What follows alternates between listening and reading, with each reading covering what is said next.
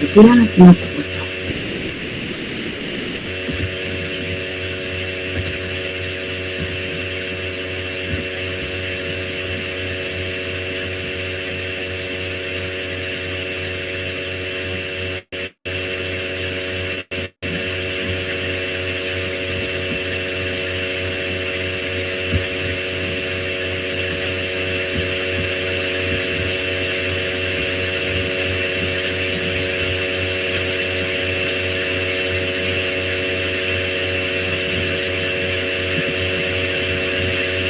¿Se ve? Sí se ve, profe. Sí se ve. Comenzamos y voy a ir hablando medio rapidito, ¿sí? Con lo que es un sistema operativo y después avanzamos sobre GNU Linux. Vemos primero, ¿sí? Este es el índice de esta presentación, así que comenzamos. Ahora, cuando hablamos de sistema operativo tenemos que saber de qué estamos hablando. Vamos a lo bien básico que ustedes ya están... ya lo conocen y ya saben, pero hacemos un repasito rapidísimo. ¿Cuáles son los componentes básicos de una computadora? Tenemos hardware, software y firmware, ¿sí? Hardware, recordemos que son todas las partes físicas de la computadora, son componentes mecánicos, electromecánicos, electrónicos y eléctricos que hacen que nosotros finalmente tengamos nuestro equipo funcionando. El software, que son los datos de programa, sería la parte intangible, ¿sí? De nuestro equipo, que es el soporte lógico e inmaterial que permite que la computadora pueda desempeñar estas tareas. ¿Qué es lo que hace el software? Que el hardware funcione, ¿sí? Y lo hace útil, por supuesto. Y el firmware, que es ese híbrido, digamos, entre hardware y software, que son instrucciones de software que están embebidos en nuestra placa, que en realidad es lo que hace que nuestro equipo inicie y arranque, ¿sí? Por eso ya lo ven en otras materias. Bueno, ahora nos centramos en la parte de software. ¿Qué tipos de software nosotros conocemos y tenemos? Y los podemos clasificar en tres grandes ramas, digamos. Tenemos software de aplicación, que son todos aquellos programitas que ustedes utilizan en forma bioinformática, los navegadores, cualquier programa que sea útil, que ustedes utilicen, programas de matemática, cualquier aplicación que ustedes utilicen. ¿Y qué pasa con este software? Es software que se ejecuta sobre el sistema operativo, ¿sí? O sea, todos estos software de aplicación están diseñados para ejecutarse o ser compatibles con un sistema operativo para poder funcionar. Tenemos software de programación, que ustedes están al tanto cuáles son, que son todas aquellas herramientas, que son los lenguajes básicamente, que usan los desarrolladores para crear nuevos programas. Cuando nosotros creamos nuevos programas, también lo hacemos pensando en un sistema operativo, o lo hacemos sobre, o para, o compatible con un sistema operativo. Y finalmente tenemos lo que nos interesa en este momento, que son aquellos programas, sistema, o sea, software sistema o software de base. ¿Cuál es la particularidad de este tipo de software? Que es aquel que controla el hardware y sirve como interfaz de usuario, ¿sí? Es el que me permite utilizar en forma transparente todo el hardware de mi equipo para poder trabajar. Cuando nosotros estamos usando software de aplicación, no estamos programando, en realidad no nos estamos preocupando de cómo graba el disco duro, cómo funciona la memoria, si va a haber problemas en el procesador y todas las tareas se van a amontonar y no va a haber memoria para ninguna. De todo eso nosotros no nos preocupamos. ¿Por qué? Porque existe el software de sistema o sistema base, que es el que organiza todos esos componentes de hardware para que nosotros podamos ejecutar nuestro software de aplicación o podamos programar. Entonces, un sistema operativo es un software, es un programa que administra los recursos de hardware, todos, y actúa como interfaz entre otros programas y el hardware. ¿Sí? Es el que me permite a mí, como usuario final, utilizar aplicaciones y desarrollar software utilizando este sistema como interfaz para poder hacer uso del hardware en forma ordenada. Esto sería un esquema de funcionamiento. Tenemos en el centro del sistema operativo que a la vez es administrador e interfaz. Pero no es solo interfaz con nosotros como usuario final, es interfaz entre el hardware y las aplicaciones y programas que se ejecutan en mi computadora, ¿sí? Entonces, administra el hardware. Cuando yo envío un documento a imprimir, es el sistema operativo el que transforma esa orden que yo estoy dando a través de la interfaz de mi equipo al hardware para que ese documento salga impreso, para que se utilice la impresora, para que todo funcione como corresponde. El sistema operativo es el encargado también de darme la interfaz de usuario, ya sea gráfica o de consola o consola de texto, ¿sí? Eso lo vemos un poquito más adelante en esta misma clase. Pero es el sistema operativo el intermediario, ¿sí? Para que nosotros podamos hacer el tipo. Es como un director que se ocupa de todos los detalles para que todo funcione, ¿sí?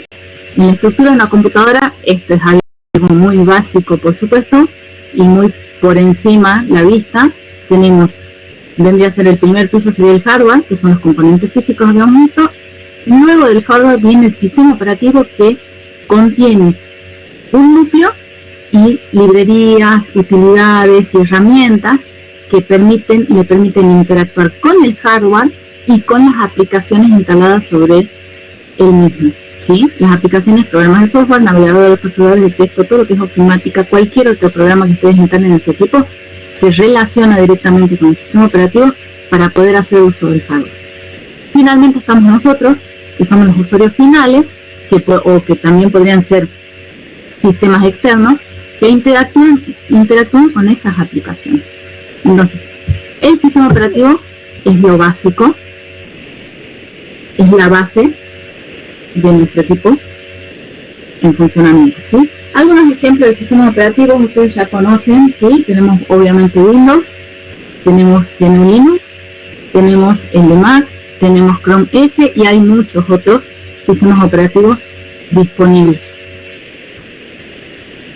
El tema acá no es un sistema operativo contra otro ni nada por el estilo. Como dije hace un ratito, lo importante es que nosotros como informáticos sepamos utilizar y adaptarnos a cualquiera que se nos presente. Entonces, de acuerdo al trabajo que yo realice, y probablemente yo tenga que utilizar una distribución de GNU Linux. Probablemente tenga que utilizar y manejar todo sobre Windows o algún servidor de Windows. Perfecto. Como informático, yo tengo que saber hacerlo. No puedo saber todo de todo, pero sí tengo que saber tener una base para ponerme al día y actualizarme cuando lo necesito. Entonces, ahora sí, teniendo todo esto en mente, vamos a ver el sistema operativo GNU Linux. Y hago la aclaración para quienes para quienes recién comienzan. GNU Linux es un sistema operativo, quiere decir que es el programa que administra toda mi computadora. Entonces yo no puedo tener dos sistemas operativos funcionando al mismo tiempo en mi equipo. Sí puedo tener varias particiones con distintos sistemas operativos instalados y elegir cuando inicia mi máquina con qué sistema operativo voy a iniciar mi computadora. ¿Por qué hago esta aclaración? Porque la mayoría lo usa al sistema operativo o lo conoce al sistema operativo GNU Linux o alguna de sus distribuciones a través de una máquina virtual. Entonces por ahí puede ser que haya una confusión y se crea que GNU Linux es una aplicación común y no es así, ¿sí? Si lo tenemos instalado en forma local, lo puedo tener instalado en forma local e iniciar y tener mi computadora siempre con alguna distribución de Linux, o de la misma forma que puedo tener mi computadora con Windows, o ambos, ¿sí? Esa aclaración quería hacer. Hacemos un poquito de historia para ver cómo nace GNU Linux, ¿sí? Durante la década de 60 y hasta 1970 se crea en los laboratorios AT&T un sistema operativo muy complejo, muy completo, llamado Unix, que consistía en tener sus componentes, tenía sus componentes un sistema de archivo jerárquico, en el cual el concepto del sistema operativo es que todo es un archivo, el cual contiene, porque sigue existiendo, comandos que realizan tareas simples, combinables entre sí, ¿sí? Y cuenta con una shell. La shell es la consola de texto, ¿sí?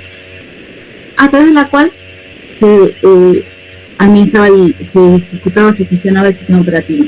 ¿Cuál era el tema con Unix? Es un sistema con licencia. Hay que pagar, o había que pagar, para poder utilizarlo. Y el software siempre fue caro, y antes, en esa década, muchísimo más caro. No todo el mundo tenía acceso a una computadora, ni pensar en una computadora personal no había en las casas. Era muy raro, solo lo tenían quienes investigaban o quienes estudiaban esto. No era accesible, ¿sí? ¿Qué pasa? En 1983 aparece la persona esta, Richard Stallman, el doctor Richard Stallman, que estudiaba en el MIT, y ellos reciben en sus laboratorios de investigación que tenían en el MIT impresoras nuevas. ¿Qué pasaba?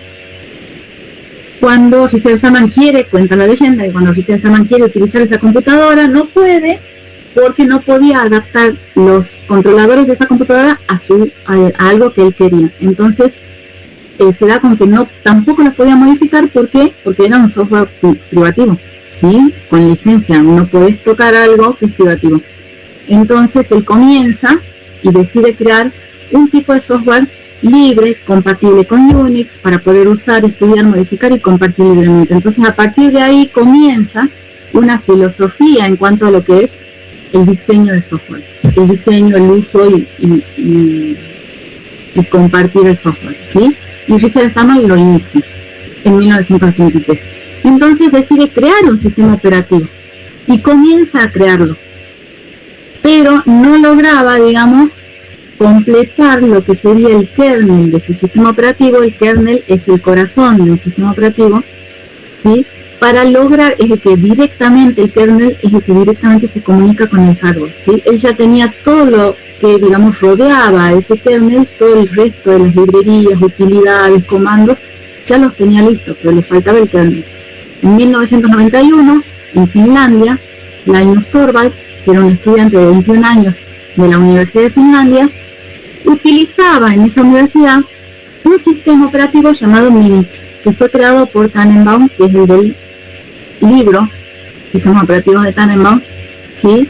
Ese sistema operativo Minix era un sistema operativo basado en Unix, pero con finalidades, era gratuito, pero porque era con finalidades de estudio, era para la gente que estudiaba informática. Por supuesto que era muy limitado. Entonces Linus Torvalds quería modificar ese kernel de Minix, y entonces decide hacer como un proyecto de juego, o sea, él, como un proyecto personal, decide crear un kernel compatible con Unix, basado en Minix, pero comienza a crearlo, pero comenzó como un juego, y obviamente evolucionó a más que un juego, y lo hizo tan bueno que en 1992, o sea, a un año de su creación, Linus, el creador del kernel Linux, decide poner bajo licencia GNU, que es licencia de software libre que había creado en 1983 Richard Stallman, pone su kernel bajo esa licencia, y eso permite, y por supuesto se ponen de acuerdo, combinar ese kernel llamado Linux con todo el proyecto GNU, al cual le faltaba terminar su kernel. Entonces de ahí surge el sistema operativo completo GNU Linux, GNU/Linux, y en 1992 se concreta esa idea como un sistema operativo libre y funcional por primera vez. Bajo esta licencia significa que toda una comunidad puede ver ese código y puede programarlo y puede mejorar. A partir de ahí, por eso la forma correcta de llamarlo a este sistema operativo es GNU Linux, porque es la combinación de ambos proyectos. Y ahí se larga, digamos, este sistema operativo. En 1993 aparecen las primeras distribuciones, ya vamos a ver de qué es una distribución.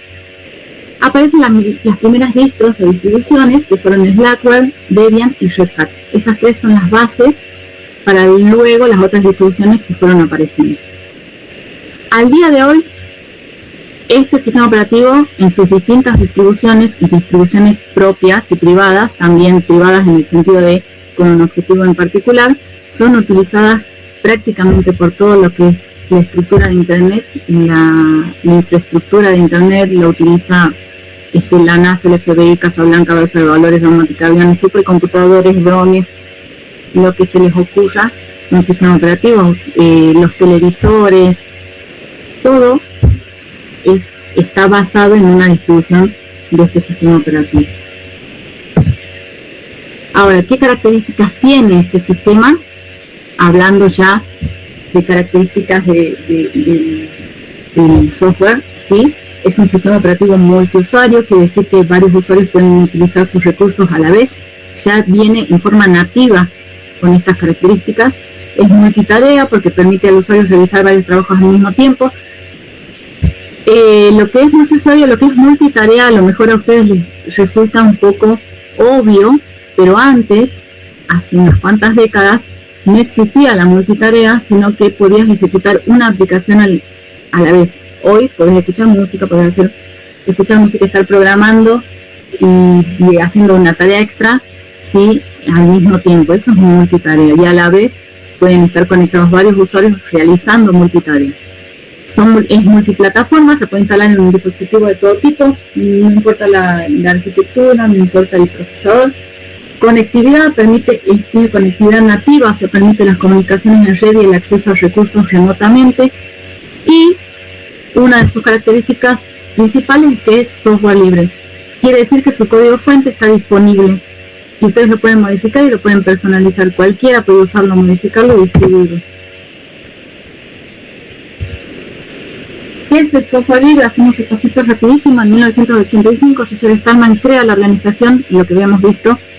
En el 83 comienza la idea y en el 85 él funda, ¿sí?, esta organización que se llama Fundación de Software Libre o Free Software Foundation, sin fines de lucro, para apoyar el proyecto GNU que él había iniciado en 1983 y promover el movimiento de software libre a nivel mundial. Surge como reacción, obviamente, a las restricciones y prohibiciones del software privativo. Esta es una filosofía y es una idea. Podemos estar de acuerdo o no. Eso es independiente, ¿sí? El objetivo era difundir los principios y ventajas del software libre. Cuando hablamos de software libre, no quiere decir que es software gratuito, ¿sí? El free software no es de free, de gratis, sino que es free de libre, que no es lo mismo, ¿sí? Para que un programa sea considerado software libre, la Fundación de Software Libre establece que este software debe garantizar al usuario las 4 libertades obligatorias. No quiere decir que algo no tiene licencia de software libre, que no es lo mismo, ¿sí? ¿Cuáles son las 4 libertades del software libre que tienen que cumplir todos los programas bajo esta licencia? Son 4 libertades que van del 0 al 3. Son la libertad de uso, de estudio, de distribución y de mejora. La de uso es la libertad de ejecutar el programa para cualquier propósito. La libertad 1 es acceder al código fuente para estudiar cómo funciona y poder cambiarlo si quiero. La libertad 2 es la distribución. Yo puedo compartir copias del programa para ayudar a otros. Y la cuarta libertad, que es la libertad 3, mejorar el programa y compartir sus versiones modificadas a terceros. Fíjense que la segunda y la cuarta libertad son muy importantes en la idea esta de software libre, porque son aquellas que permiten el acceso al código fuente directamente. La idea es que si yo programo con software libre, mi producto es un software libre, ¿sí?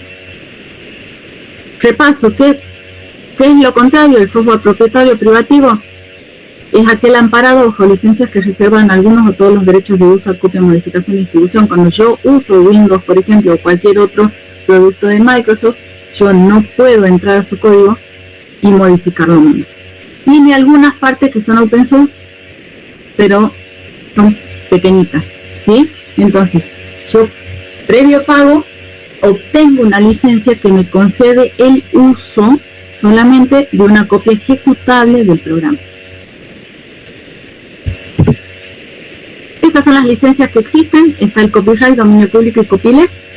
Las licencias de software libre, la de GPL, que es la creada por Sociedad Stallman, entra dentro de lo que sería copyleft, que tiene derechos de autor, pero garantiza estas 4 libertades que acabamos de ver. Esto es solo para que ustedes tengan una idea de por qué llegamos al concepto de lo que es una distribución. Si GNU Linux no estuviese bajo esta licencia de software libre, no existirían las distribuciones que existen hoy. ¿Por qué? Porque al ser GNU Linux software libre, grupos de personas comenzaron a modificar el sistema operativo y crear sus propios sistemas operativos siguiendo las necesidades de un grupo específico de usuarios, ¿sí? De este concepto nace lo que es una distribución. Una distribución es un sistema operativo en sí, ¿sí? No es una versión.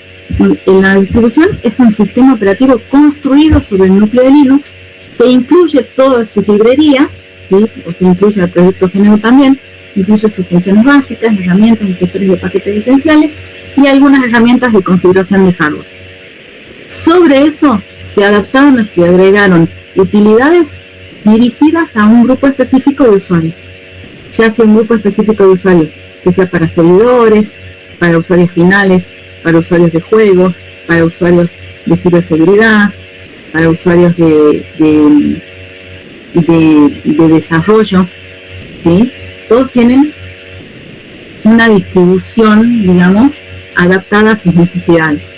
Esta distribución, como les decía, está orientada a necesidades de un grupo específico de usuarios. Pueden ser domésticas, empresariales, para servidores, de seguridad, faltaría acá para desarrolladores, ¿sí? Cada uno puede utilizar una distribución que le interese. Por ejemplo, el sistema Guaraní está sobre la distribución Debian, que es una distribución orientada a servidores. Es orientada, que tiene todo lo necesario para que los servidores que yo levante ahí sean estables, sean confiables y cumplan con todas las normas seguras, ¿sí? ¿Cuáles son algunas distribuciones que podemos mencionar? Pero existen más de 200 distribuciones en realidad. Algunas ya murieron, digamos, y otras son nuevas. La mayoría son basadas en otras distribuciones mayores, ¿sí? Son algunas mantenidas por comunidades completamente de software libre y gratuito, ¿sí? Algunas son soportadas comercialmente como Red Hat. Es una empresa, vos tenés que pagar para utilizar Red Hat. Porque el software es libre, pero el trabajo de la gente no es libre, ¿sí? No es gratuito. Entonces, todas las actualizaciones, el mantenimiento, las capacitaciones, eso sí se cobra, ¿sí? O sea, el software libre en realidad sí es un negocio. Entonces, y algunas distribuciones incluyen software privativo, porque hay herramientas que están solamente en ese sector, entonces se utilizan. Estas son algunas de las distribuciones que existen. Las orientadas al usuario final son Linux Mint, que es muy para principiantes, Ubuntu también es para usuarios finales, ¿sí? Slackware es una de las primeras, Red Hat es empresarial y de servidores también, Debian es mantenida por comunidad y también para servidores, Arch Linux es para desarrolladores y seguridad también, ¿sí? Ahora, ¿cuál es la diferencia entre una distribución y una versión? Porque una distribución, les acabo de decir que una distribución en sí es un sistema operativo, ¿sí? Y no es una versión. Una distribución es un conjunto de paquetes de software destinados a satisfacer las necesidades de un grupo específico de usuarios. Una distribución es un sistema operativo. Ahora, esa distribución puede tener versiones. De hecho, tienen versiones, ¿sí? Una versión es la mejora de un software, ¿sí? Cuando se lo mejora en velocidad, seguridad, aplicaciones que utiliza, toda la base, entonces eso es una versión. Entonces yo puedo tener una distribución Debian, pero a su vez Debian cuenta con al menos 13 versiones, ¿sí? una distribución puede tener varias versiones. En el caso de Debian, que es en donde nos vamos a orientar, porque para aprender, si bien hay cosas muy generales para todas las distribuciones, nosotros nos vamos a orientar más que nada en Debian, ¿sí? Debian fue creado por Ian Murdoch en 1993 y él inicia el proyecto Debian como una distribución abierta, es 100% software libre, ¿sí? Entonces, eso quiere decir que hay una comunidad de programadores que desarrolla continuamente esta distribución y tiene aportes de grandes empresas. O sea, grandes empresas, ojo, Google, IBM, todos aportan a estas comunidades de software libre para el desarrollo, porque les conviene que el desarrollo siga y continúe y mejore todo el software que ya existe. En las ramas de desarrollo de Debian tenemos estable, de pruebas e inestable, todo mantenido por la comunidad, ¿sí? Y Debian tiene su propia página de la comunidad, por supuesto. Puedo descargar directamente la versión de Debian y comenzar a utilizarlo. Tenemos la versión estable, que es la que se utiliza en producción, ¿sí? No puedo instalar una versión de pruebas en mi empresa o en mi institución esperando a que falle, porque la de pruebas tiene un software a la espera de ser aceptado en la rama estable. O sea, es como que va escalando de inestable a pruebas y una vez que ya sale del laboratorio de pruebas, digamos, pasa a versión estable y ahí se cambia y ahí se modifica. La inestable contiene desarrollo activo de software, esa es la próxima versión que va a salir. Las versiones, en el caso de Debian específicamente, tienen el nombre de todos los personajes de Toy Story. La última es Pixie, que es la versión 13, obviamente que ya va más de 13.0, que salió en 2025. ¿Sí? La próxima es Forky y la versión inestable siempre se llama así, y la próxima inestable, que es la que se está en camino, es Duke. Cada tantos años, fíjense, si ustedes miran los años, hay años que hay una pausa larga y hay otros años que sale muy rápido la siguiente versión, ¿sí? Bueno, eso es en cuanto a Debian, y esta es una nota de color, digamos, para que sepan que todas las distribuciones tienen sus propias versiones. Entonces tengo que buscar normalmente la última estable para poder utilizar si es que recién voy a arrancar. Cuando yo inicio en el sistema operativo, el que sea, tengo un entorno dentro de ese sistema operativo, y si definimos entorno en cuestiones generales, se refiere al espacio que nos rodea y con el que nosotros interactuamos. Cuando hablamos de informática es exactamente lo mismo, ¿sí? Porque este entorno puede ser virtual o real. Cuando hablamos de informática, el entorno son los programas que facilitan la comunicación con nuestro equipo, ¿sí? Y en esa comunicación nosotros le damos órdenes y realizamos las tareas que necesitamos. Para nosotros interactuar con el sistema operativo dentro de ese entorno, tenemos dos formas. Esas dos formas de interactuar son la interfaz a través de la cual nosotros nos comunicamos con el sistema operativo. Esa interfaz, en este caso, recuerden que estamos hablando ya de GNU Linux, tenemos la parte gráfica, ¿sí? La interfaz gráfica de usuario, y tenemos la interfaz de línea de comando. Ustedes ya conocen la interfaz gráfica y algunos conocen la línea de comandos. Por supuesto que Windows tiene su propia línea de comandos y también tiene sus comandos y tiene su sintaxis, ¿sí? Y es tan potente como cualquier otro entorno de línea de comandos. En el caso de la gráfica, ustedes ya la conocen, que es el conjunto de formas, botones, iconos, ventanas, fuentes, todos, que posibilitan a los usuarios la interacción con el sistema a través de gráficos e imágenes. ¿Qué hace? Las interfaces gráficas me permiten un uso ameno y muy intuitivo de mi sistema operativo.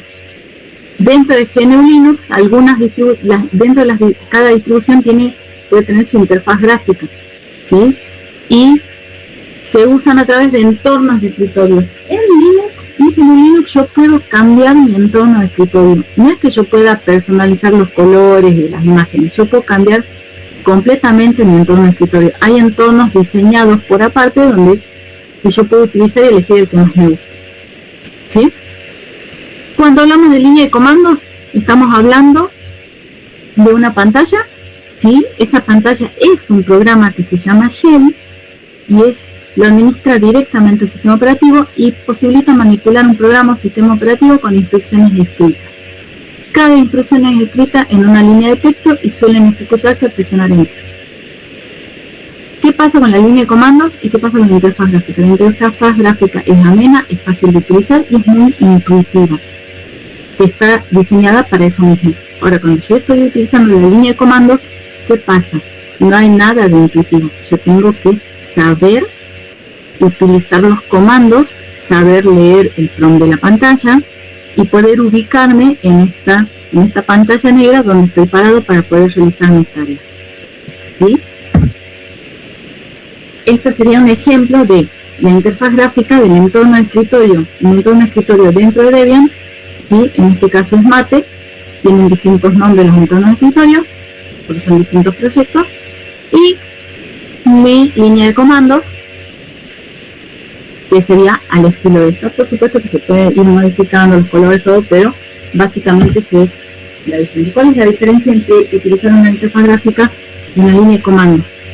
La gráfica está orientada a usuarios principiantes, los operadores comunes, requiere ratón y teclado, consume más recursos del sistema y en un mayor grado de multitarea y más eficiencia, por supuesto, porque yo puedo actuar bastante rápido a la hora de realizar las cosas a través de la interfaz gráfica. Ahora, si estoy utilizando la línea de comandos ya es para usuarios con conocimientos de comandos y su sintaxis, operadores avanzados o administradores, porque si yo soy administrador de un sistema o de un servidor, voy a inclinarme a utilizar la línea de comandos, que es más segura.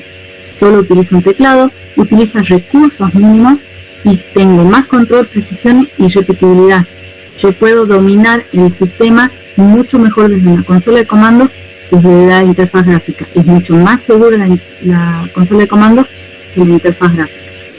¿Sí? Si yo tengo un servidor, probablemente lo más común es que no tenga instalada la interfaz gráfica. Solo el administrador solo se maneja con línea de comandos, que es más segura. Ambas tienen sus ventajas y desventajas, como acabo de decir con respecto a los sistemas operativos. Son apropiadas de acuerdo a los requerimientos del usuario. Si yo necesito navegar y realizar tareas que son mucho más amenas a través de la interfaz gráfica, pues voy a la interfaz gráfica. Cuando yo necesite administrar mi sistema operativo o necesite hacer tareas de forma más eficiente, rápida y controlada, voy a la línea de comandos, no hay ningún problema. No es un versus, sino un utilizo cuando necesito. Ahora, cuando ya inicio mi sistema operativo GNU Linux, cualquier distribución que utilice, tengo que saber que me voy a conectar sí o sí siempre como un usuario, ¿sí? Usuario. Cada persona que utilice el sistema informático es un usuario y tiene su propia cuenta.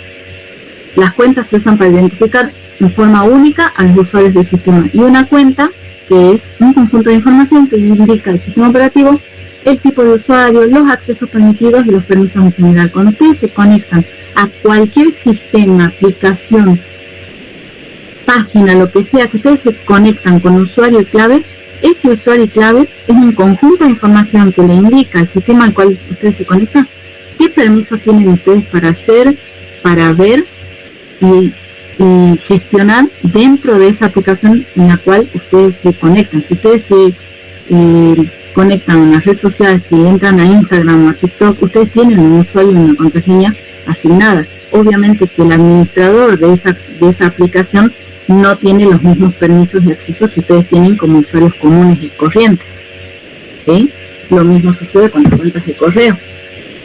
Dentro de lo que es GNU Linux tenemos 3 tipos de usuarios que tenemos que tener en cuenta. Tenemos el usuario root o super usuario, también se le dice, o super administrador o administrador del sistema. Tenemos usuarios estándar o comunes o normales, que seríamos nosotros, y usuarios del sistema.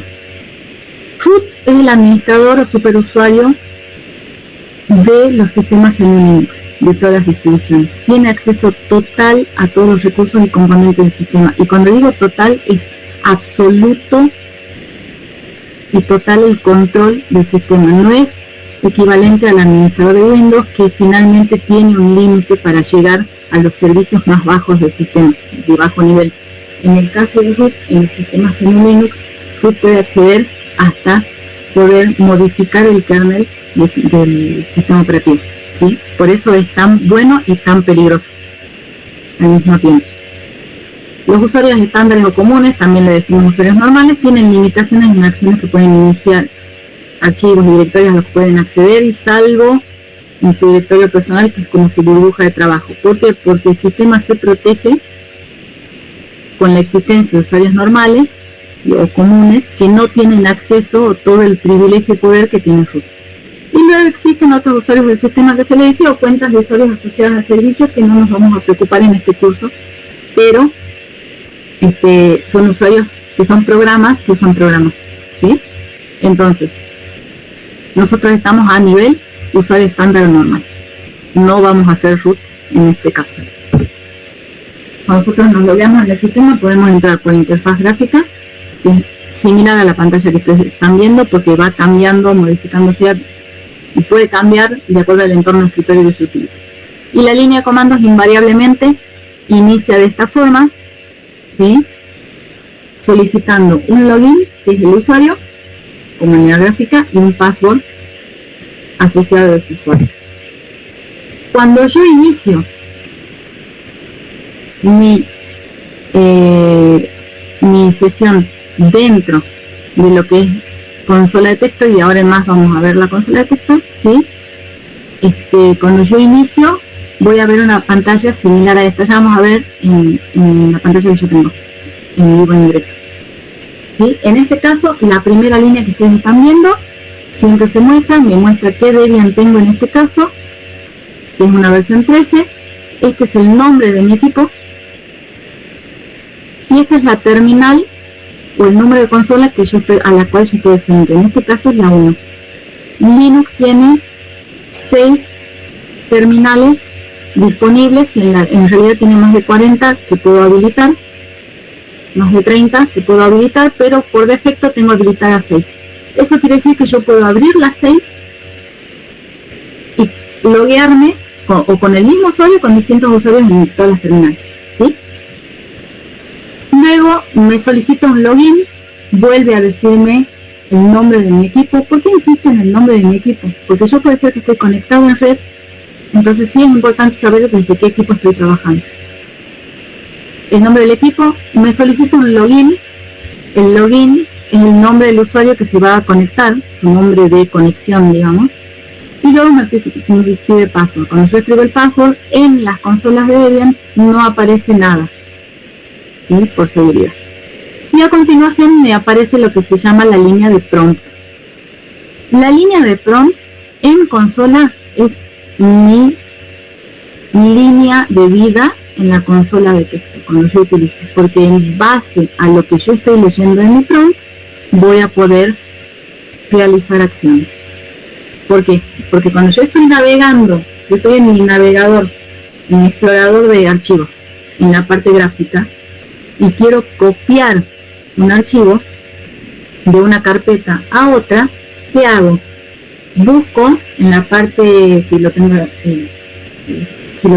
configurado así, busco en mi parte izquierda del explorador de archivos la carpeta donde está el archivo que quiero copiar, clic, entro, clic, elijo el archivo, clic derecho, copio, clic sobre carpeta destino y clic pegar. Ese es todo lo que yo hago para poder hacer algo tan simple y sencillo como copiar un archivo y pegarlo en otra carpeta.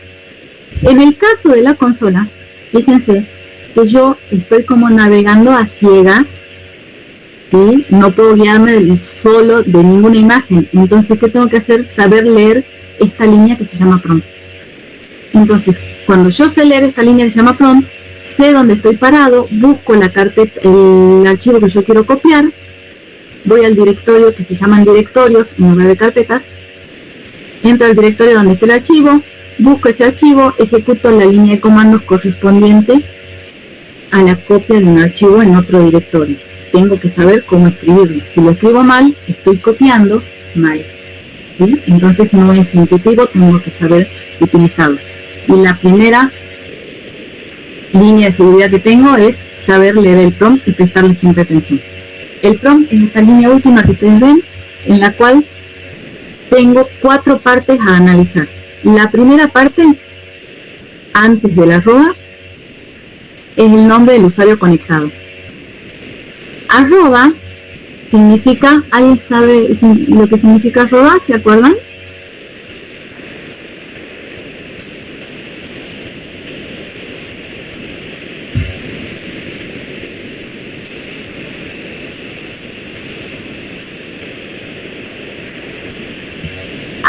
No hay consultas, profe.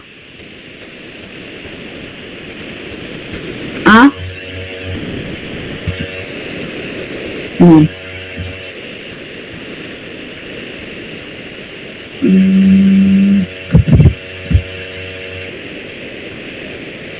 Era como un separador, algo así, ¿no? Es un separador, exactamente, significa en, es app.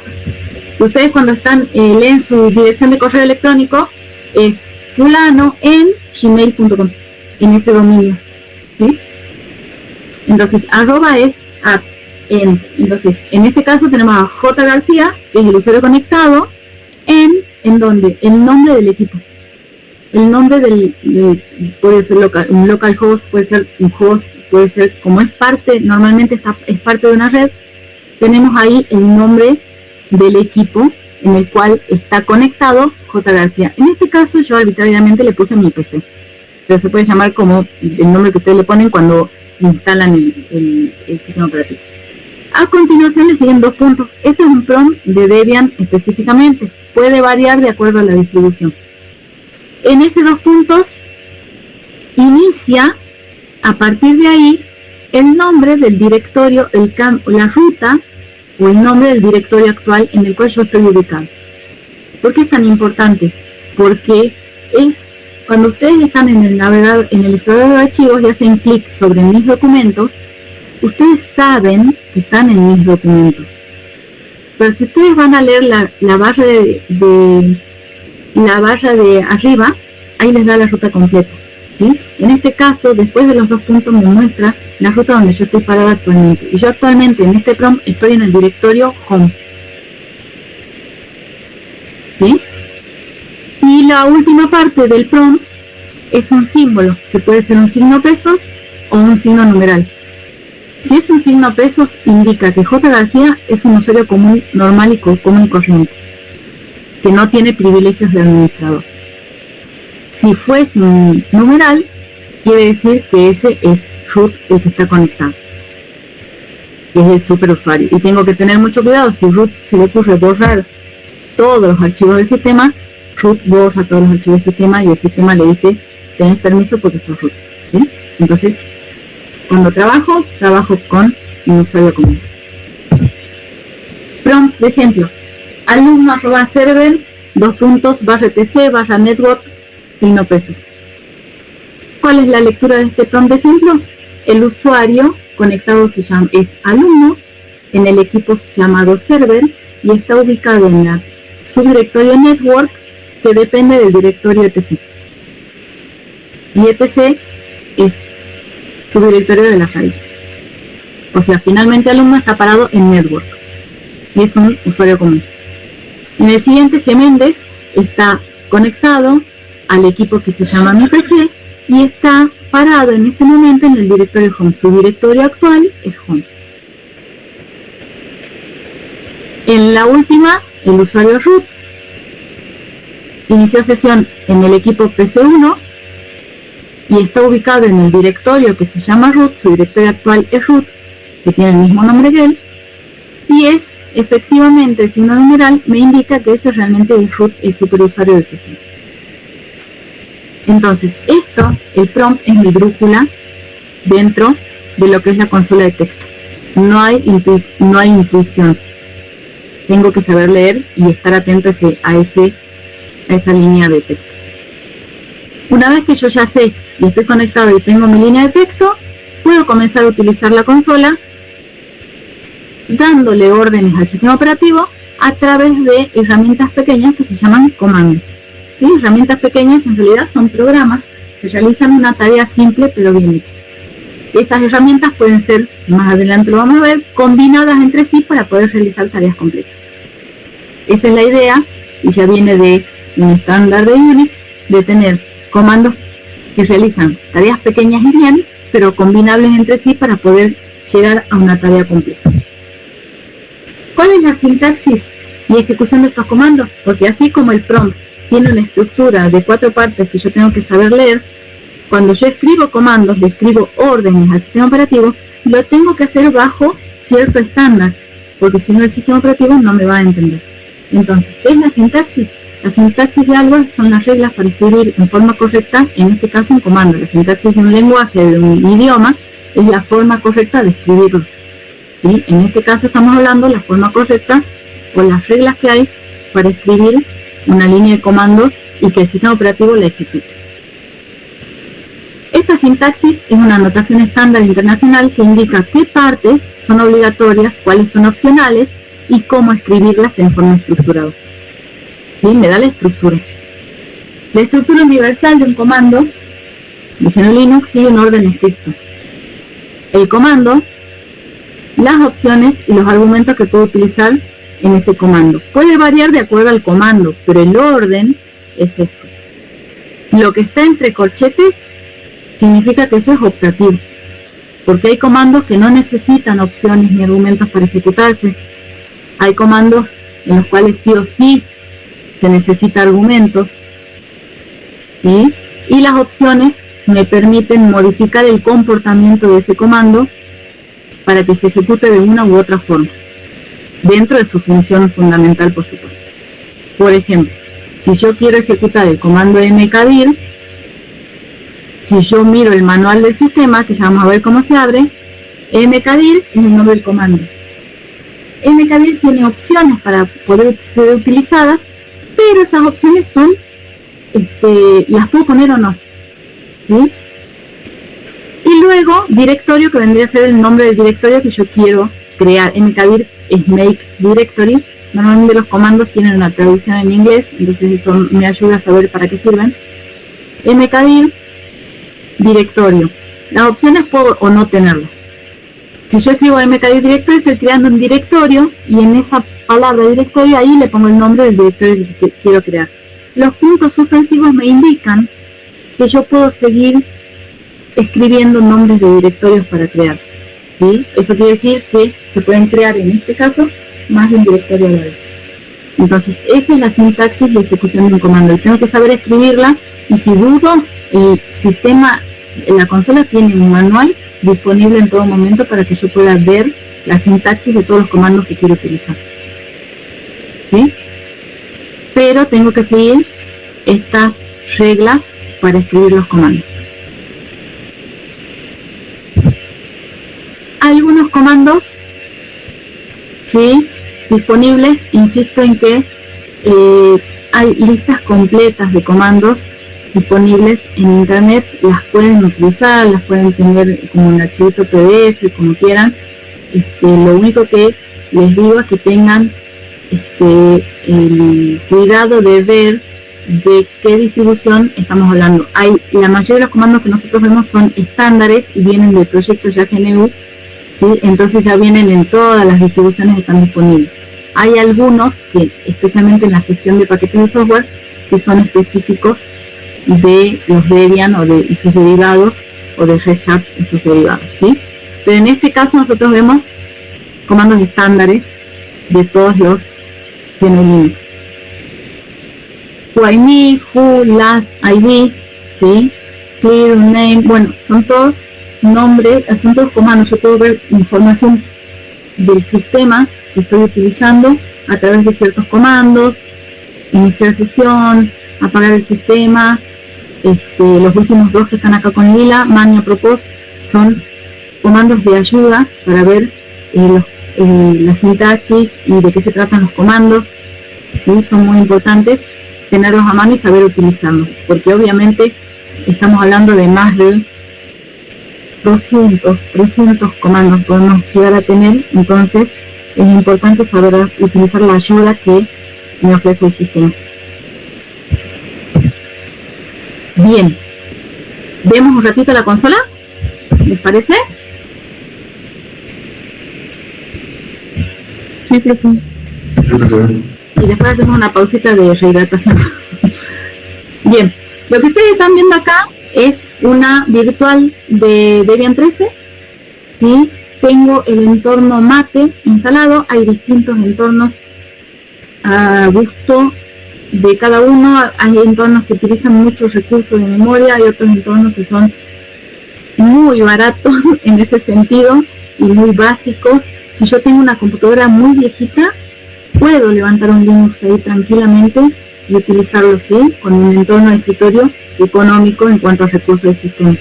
En este caso, yo voy a utilizar para lo que veamos el simulador de la consola, que ya trae mate, ¿sí? Porque, y voy a cambiar, si yo hago Control Alt F1, fíjense, inicio la consola de texto, ¿la ven? Sí, profe, sí se ve. Bien, fíjense que la primera línea dice Debian GNU Linux. Esto es la shell.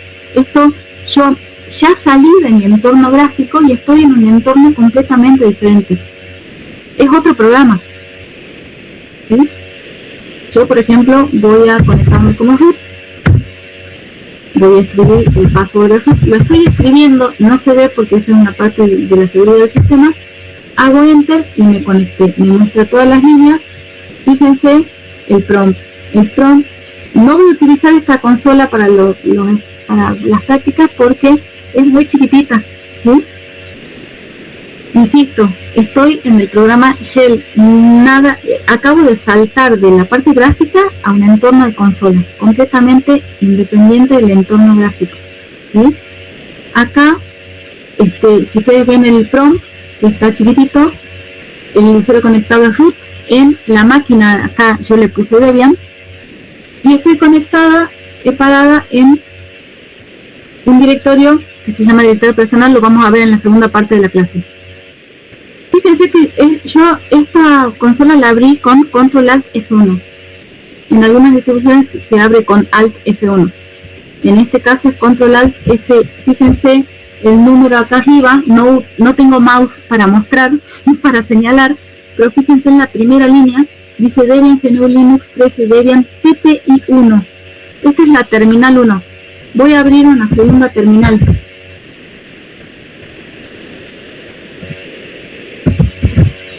Perdón, abro la tercera porque la 2 quedó ahí. Fíjense la primera línea, TTI 3. Esta es la tercera terminal. Me puedo conectar con otro usuario. Y acá ya estoy conectada, fíjense el prompt. Estoy conectado con Virginia, @Debian, en la misma máquina, por supuesto. Y estoy en otro directorio. Me voy a cambiar de directorio y fíjense que ahora el prompt, después de los 2 puntos, está /etc. Virginia, el usuario conectado, está en su directorio actual es etc. ¿Sí? Ya vamos a ver esa partecita en la segunda parte. Si yo vuelvo a la terminal 1, estoy con root, yo puedo abrir 6 terminales seguro y puedo habilitar más de 30 si necesito. Por supuesto con un montón. Voy a pasar a la terminal gráfica de nuevo, me voy a volver con Control Alt F7. En algunas distribuciones o máquinas puede ser Control Alt F8. ¿Por qué voy a usar esta? Porque es más fácil para mí mostrar, ¿sí?, lo que tengo acá.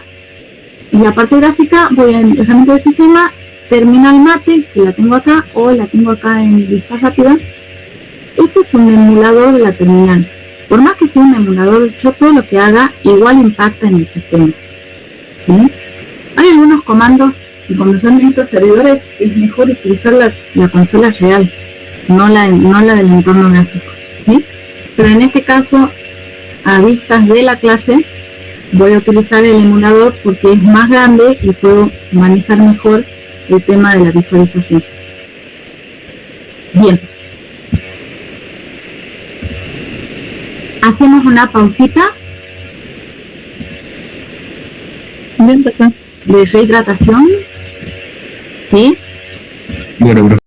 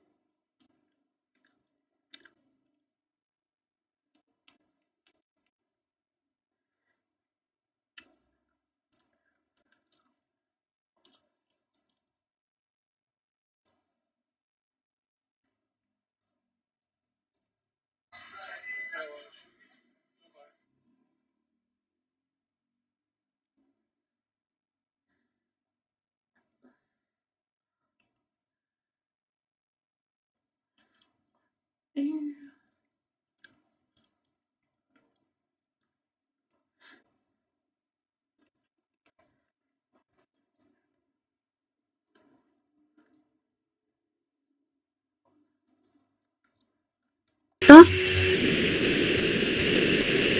Sí, profe. Sí, profe. Sí, profe.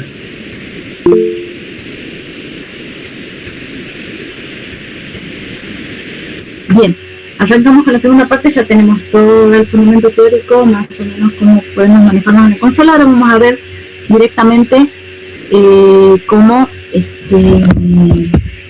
lo que serían las rutas, que son muy importantes, y un par de comandos, 2 o 3 comandos, para comenzar a gestionar los directorios y cómo movernos en el árbol de directorios. En la clase que viene, el profe Juan Carlos les va a explicar ya los comandos para gestionar archivos y directorios. Bien.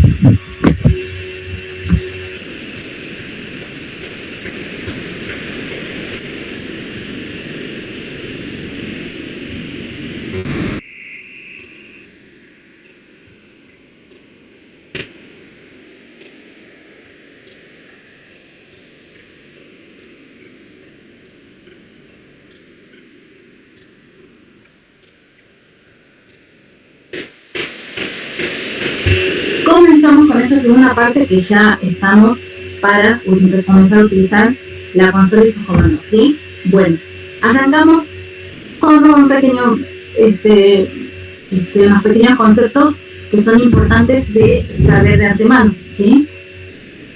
Uno de los componentes del sistema operativo, dentro de los componentes que son muy importantes, que son, los componentes son esos sistemas de archivos, los procesos, el shell, que ya lo estamos viendo junto con ahora los sistemas de archivos. Sistemas de archivos es una estructura de datos que organiza la información en un dispositivo de almacenamiento.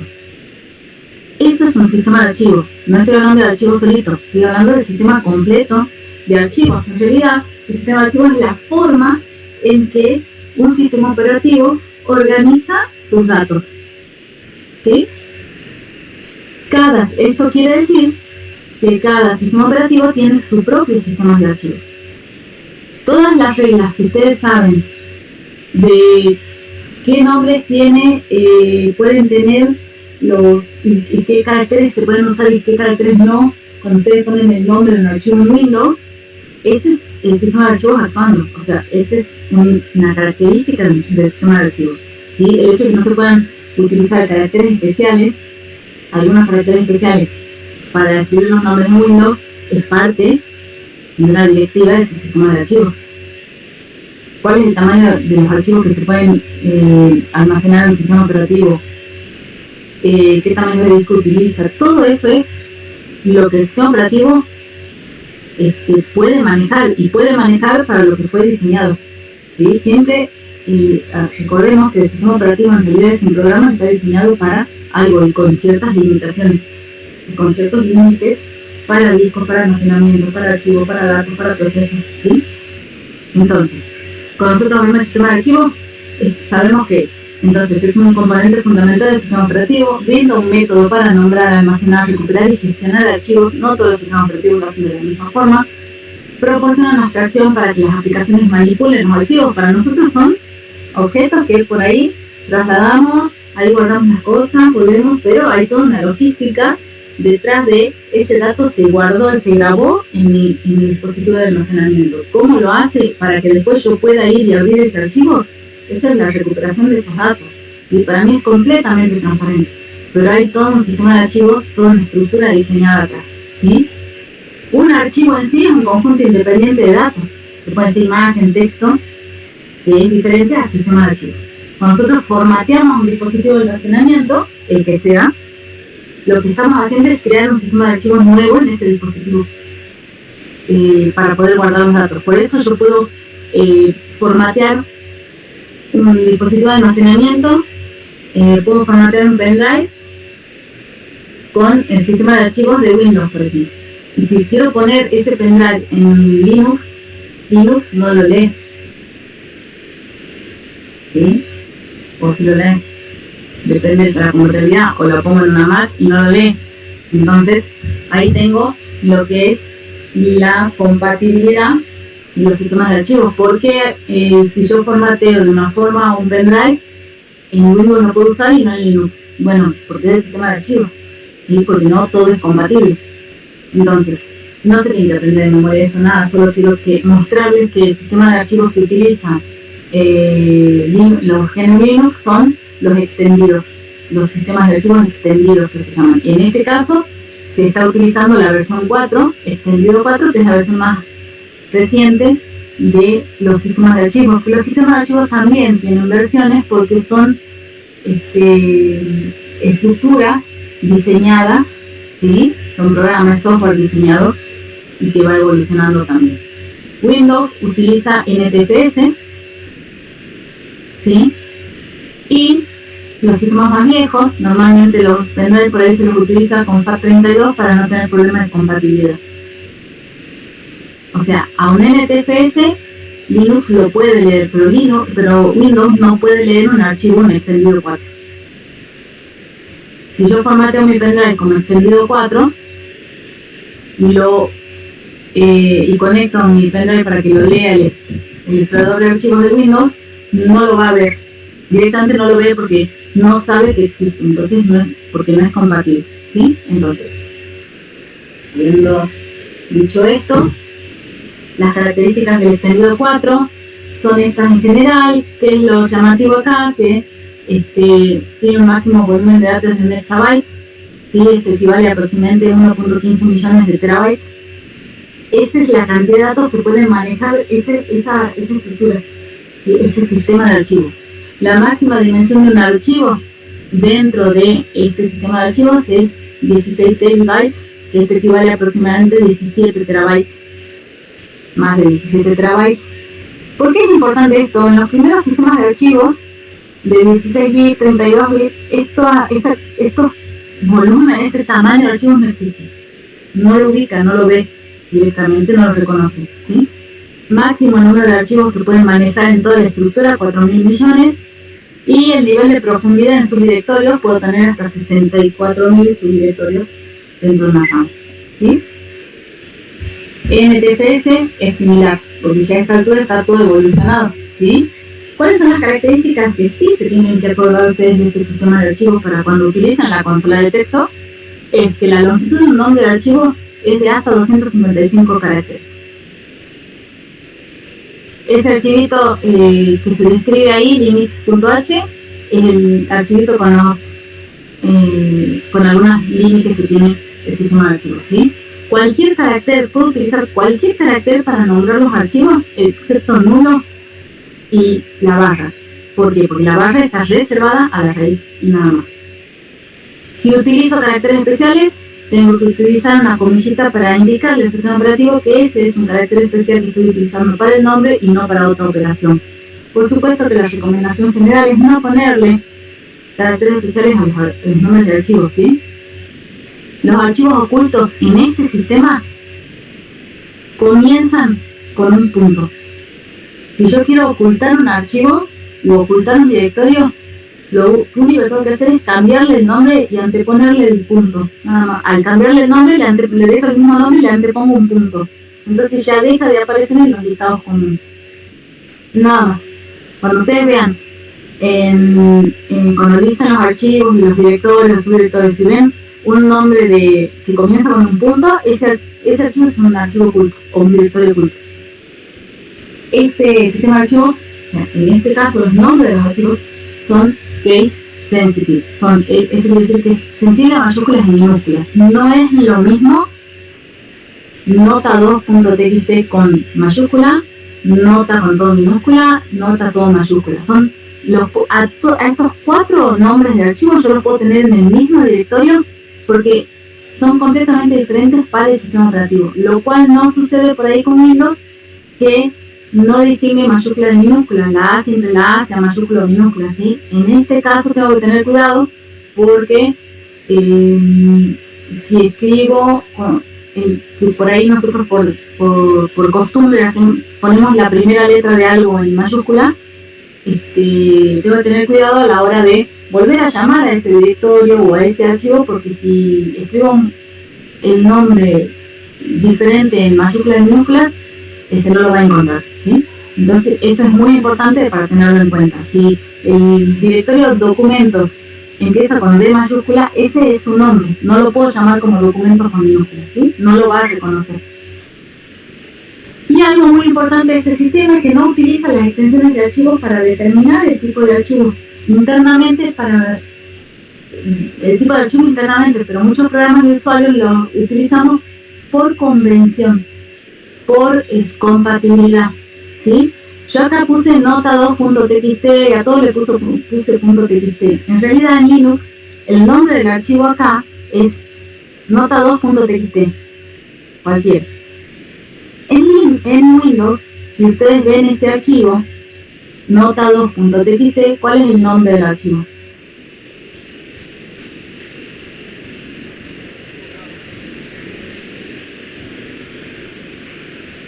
En Windows, si yo veo nota2.txt, ¿cuál es el nombre del archivo? No estoy viendo el chat. Así que me contesto. En el chat están poniendo nota 2. Bien, nota 2 es en Windows. ¿Por qué? Porque en Windows.txt estaría indicándole al sistema operativo que ese es un archivo de texto plano. En Linux eso no existe. En Linux el nombre del archivo es nota2.txt. Y si es un archivo de texto plano, yo le podría poner nota 2 y nada más, y seguiría siendo un archivo de texto plano, porque el sistema operativo no seguía del punto y algo, de los últimos 3 caracteres, sino que seguía internamente del formato del archivo. Para poder saber qué tipo de archivo es, no necesita la extensión. Pero algunos programas sí las utilizan. Entonces se sigue utilizando. Como convención, en este curso vamos a utilizar un punto y algo para determinar que eso es un archivo, para poder diferenciarlo de los directorios. ¿Sí? Pero yo podría usar un archivo, ponerle el nombre nota2.x y seguiría siendo un archivo de texto plano, y el nombre de ese archivo sería nota2.x, o sea, el punto x incluido en el nombre. ¿Sí? Esa es la diferencia. Entonces, si yo quiero hacer, ¿por qué uso el punto .txt o el punto .txt en este caso? Porque si yo quiero escribo un archivo de texto plano, un programa, lo que sea, con un editor de texto de acá, cuando yo lo grabe como texto plano, el texto plano es universal, digamos, entonces lo puedo llevar a una estructura de Windows y Windows lo va a leer como punto .txt. ¿Sí? Pero si no le pongo el punto .txt, cuando lo traslade a Windows, Windows no lo va a reconocer. Entonces, por una cuestión de compatibilidad también se utiliza el punto, como si fuese una extensión. ¿Sí? Vieron que a veces uno descarga, ustedes descargan, no sé si les ha pasado que descargan no tiene nada que ver con esto, pero sí con el tema de la extensión.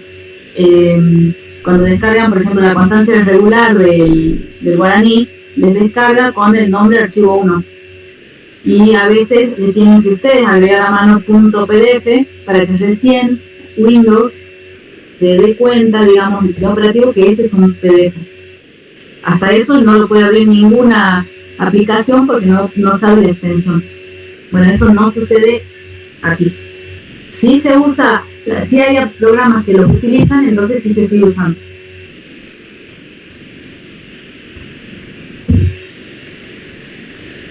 La estructura del sistema de archivos, y ya estamos terminando con la teoría, es un proyecto como todo lo que es Linux, es un estándar de jerarquía de archivos y es una estructura de árbol.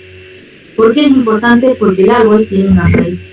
Y en el caso de Linux, de GNU Linux, el sistema de archivos comienza en la raíz, es un árbol invertido, ¿sí? Y la raíz está identificada con la barra común, la barra inclinada, la barra de división, ¿sí? Ahí comienza el árbol de archivos. Absolutamente todos los datos que estén guardados en este sistema dependen de esa raíz. Todos los directorios dependen de esa raíz. Y en lo que es Linux, no solo la estructura jerárquica en forma de árbol es estándar, sino que la estructura de los directorios también está estandarizada. Esta es una estructura estandarizada de lo que sería Debian. Si ustedes abren otra distribución, directorio más, directorio menos, va a tener los básicos iguales, ¿sí? Porque todo lo que es en Windows, todo lo que es en Linux está estandarizado para que los desarrolladores, como es un código abierto, para que los desarrolladores cuando hagan programas para alguna distribución sigan este estándar sin problema. Entonces, si yo programo de acuerdo al estándar y mis comandos y todo sigue el estándar de notación, el estándar de sintaxis, el estándar de árbol, el estándar de configuración, entonces todo se hace compatible. ¿Sí? En este estándar probablemente la habrán empezado a tener con el profe Juan. Debian incluye los siguientes directorios que dependen, son hijos del directorio raíz. Y esta estructura no se modifica. Yo no voy a crearle a la raíz directorios propios míos. Yo no puedo hacer eso, ni debo. ¿Sí? Si soy un usuario normal, voy a trabajar solamente dentro de mi directorio de trabajo. No voy a tocar el resto de los directorios. ¿Sí? Cada uno de estos directorios tiene una finalidad específica. Si yo los modifico a algunos directorios que son propios de la configuración del sistema, estoy afectando el sistema. ¿Sí? Entonces la partición raíz, la barra invertida, siempre debe contener físicamente las particiones. A este sistema, esta es una aclaración porque a este sistema operativo lo puedo instalar en varias particiones. ¿Sí? Entonces, esto es importante. Todo arranca en la raíz. Todos son hijos de la raíz y yo trabajo como usuario normal en un directorio que tengo asignado. Si soy root, sí veo los directorios de configuración. Si no, no puedo hacer nada sobre eso, solo los miro de lejos. ¿Sí? Entonces tenemos 4 tipos de archivos. Nos vamos a concentrar en los comunes normales y en los directorios. Los directorios son los similares a las carpetas, vendrían a ser lo mismo, que son agrupaciones lógicas. El directorio en sí no existe como algo físico. Y los archivos ordinarios que contienen texto, código fuente y programas, que ya los conocemos, eso sí, son datos reales, que son los que se almacenan en el dispositivo que tengamos almacenado. ¿Qué conceptos tengo que tener en cuenta y son súper importantes a la hora de comenzar a utilizar la consola?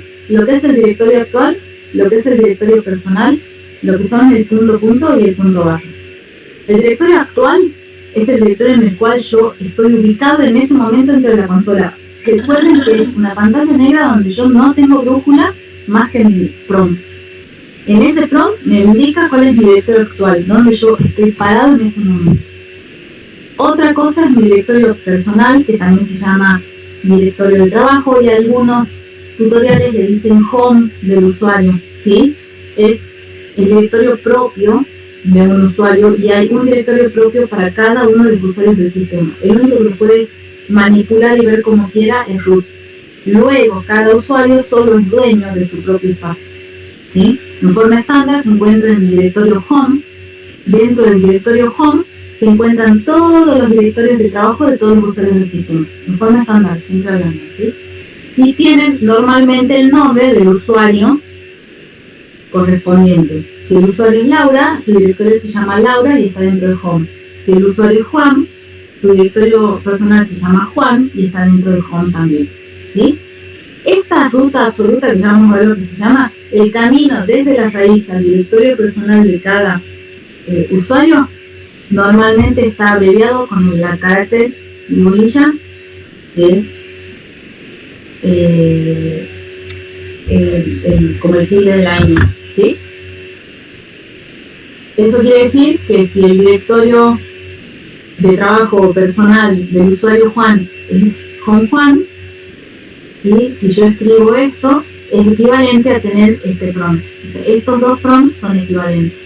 Fíjense que se reemplaza todo el camino del path para llegar a Juan, el home, este es directorio, este es el usuario, este es el directorio del usuario Juan.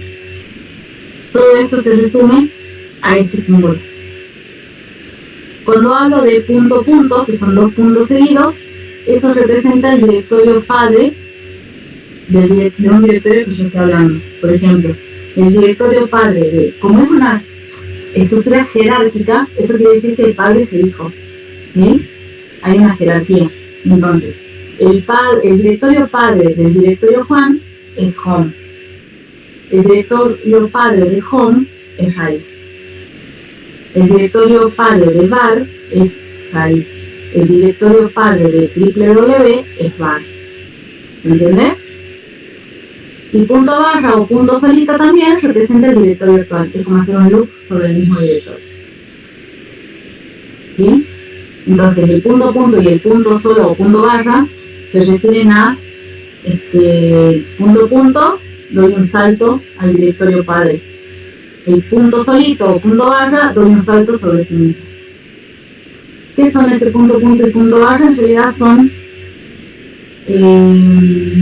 links, ¿sí? Son referencias de memoria al directorio padre. Entonces, si ustedes piensan un poquito, si este directorio hijo en su punto punto es un ¿cómo te tengo la palabra? Es un link al directorio padre, que va armando así la jerarquía, y este var tiene un link a el directorio raíz, y así sucesivamente se va armando toda la estructura.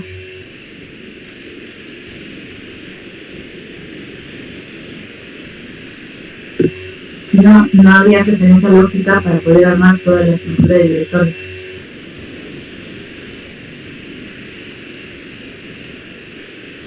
¿Sí? Es como una referencia de memoria al directorio anterior. Ahora, venimos hablando de root y pad y del padre y de los caminos, digamos, del árbol jerárquico. El camino para llegar a la ubicación exacta de un archivo directorio se llama path o ruta. Ustedes lo ven en la barra de en la barra de ruta que tiene el explorador de archivos Windows. Si ustedes se paran en una carpeta, arriba en la barra de direcciones les aparece una ruta. Ese es el path o ruta de ese archivo, desde la raíz de Windows, que normalmente es C, el disco C, para llegar a un directorio de un archivo en particular. Por ejemplo, cuando hablamos de root o path en Linux, para llegar a carta.pdf, supongamos que está en raíz, home, Juan, download, carta.pdf. Esto es el directorio raíz, el directorio home, el directorio personal del usuario Juan, el subdirectorio download de Juan y un archivo carta.pdf. Si yo quisiera escribir una ruta en Windows, en lugar de comenzar en la raíz, comienzo en C. Dos puntos, barra invertida. Directorio, carpeta, barra invertida. Carpeta, barra invertida, carpeta, barra invertida, y llego al archivo. ¿Por qué sucede esta diferencia? ¿Por qué se escriben de forma diferente? Ya lo mencioné en la primera diapositiva. Porque son sistemas de archivos diferentes. Entonces tienen una forma diferente de referenciar sus objetos. ¿Sí? Entonces, si esta es la ruta común en Windows, tengo que aprender que la ruta común, la ruta que yo escriba en Linux, va a ser con la barra común y siempre arrancando de raíz. ¿Vamos bien hasta acá?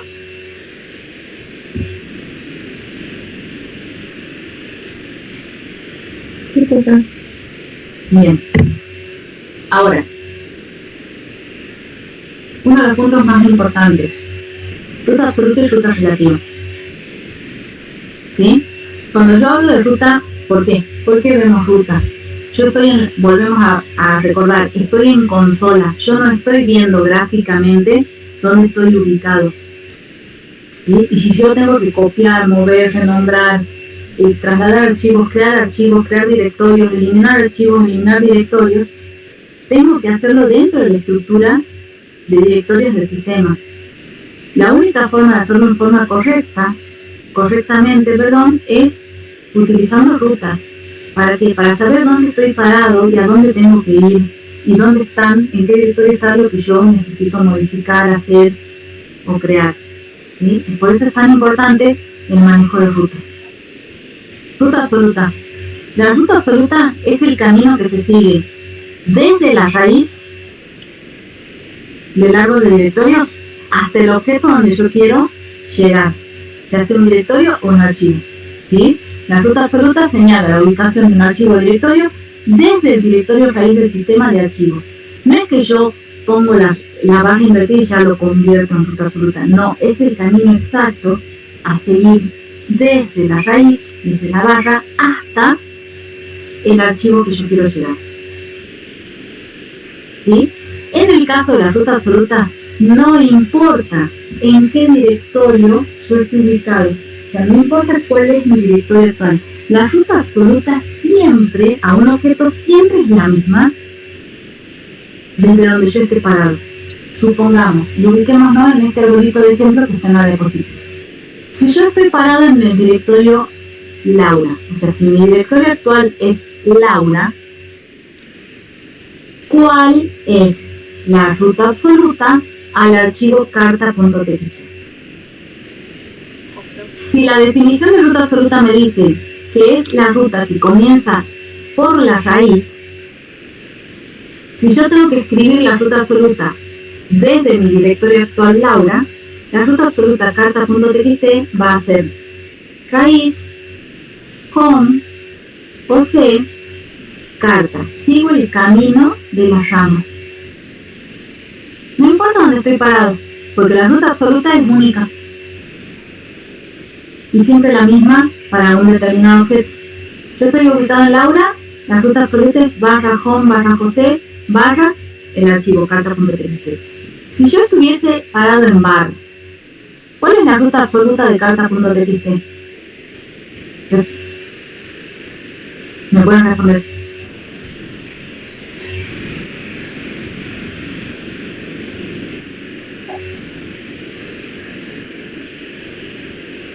La misma. Porque para llegar a carta.txt voy a seguir siempre el mismo camino.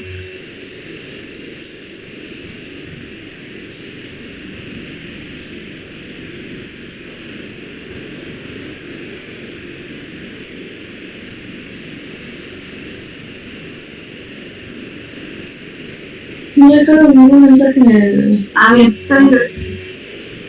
¿Sí? Ese es ruta absoluta. Ahora, la ruta relativa está relacionada a mi ubicación actual. Y esa es la gran diferencia con la ruta absoluta. La ruta absoluta, no importa dónde yo esté parado, siempre va a ser la misma porque es el camino exacto que tengo que seguir desde la raíz hasta el objeto que quiero llegar. Pero la ruta relativa va a depender de dónde estoy parado. La ruta relativa es una ruta que parte del directorio actual, como dije, ya no de la raíz, del directorio actual, y solo es válida desde el directorio actual concreto. Normalmente no lleva a la raíz. ¿Por qué? Porque es desde donde yo parto para escribir la ruta. ¿Bien? Para la ruta absoluta parto siempre desde la raíz. Entonces siempre va a ser la misma para ese objeto. Ahora, en la ruta relativa, si yo tengo que partir del directorio donde yo estoy ubicado actualmente, ¿sí? Del directorio actual, entonces la ruta no va a ser igual a la absoluta, ¿sí? Porque estoy partiendo de un lugar distinto. Entonces, si yo estoy ubicado en Laura, y esta es la segunda línea de la segunda fila de la tabla que está en la diapositiva, si estoy ubicado en Laura, ¿cuál es el camino que tengo que seguir para llegar a carta? Y si sigo las ramas, estoy parado en Laura, tengo que ir, no puedo saltar directamente a José. Tengo que seguir los caminos que tengo.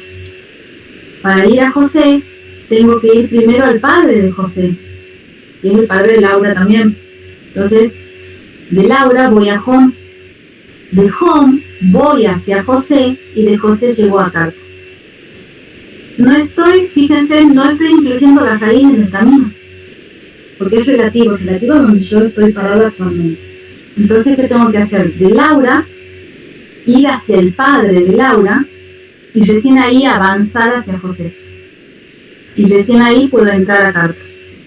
Entonces, el salto desde Laura hacia su padre home son los puntos.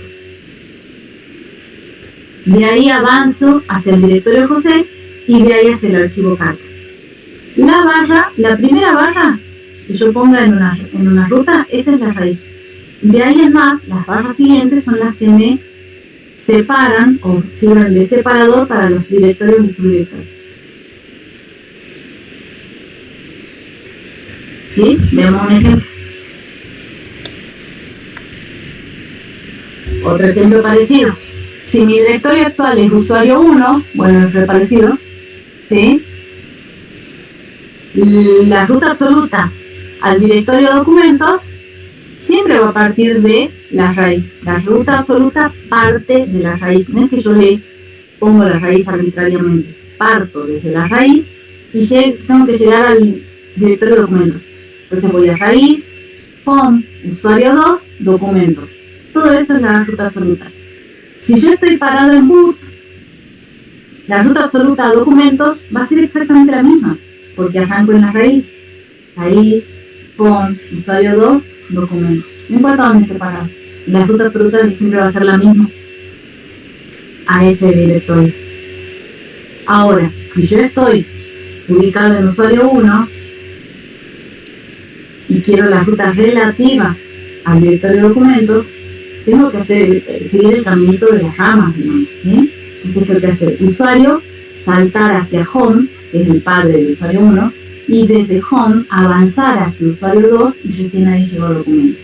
El saltito del usuario 1 hacia su padre es el punto. Desde el punto, que sería el home, ya lo está representando, avanzo hacia usuario 2 y documentos. Ya vamos a ver ejemplos en la consola.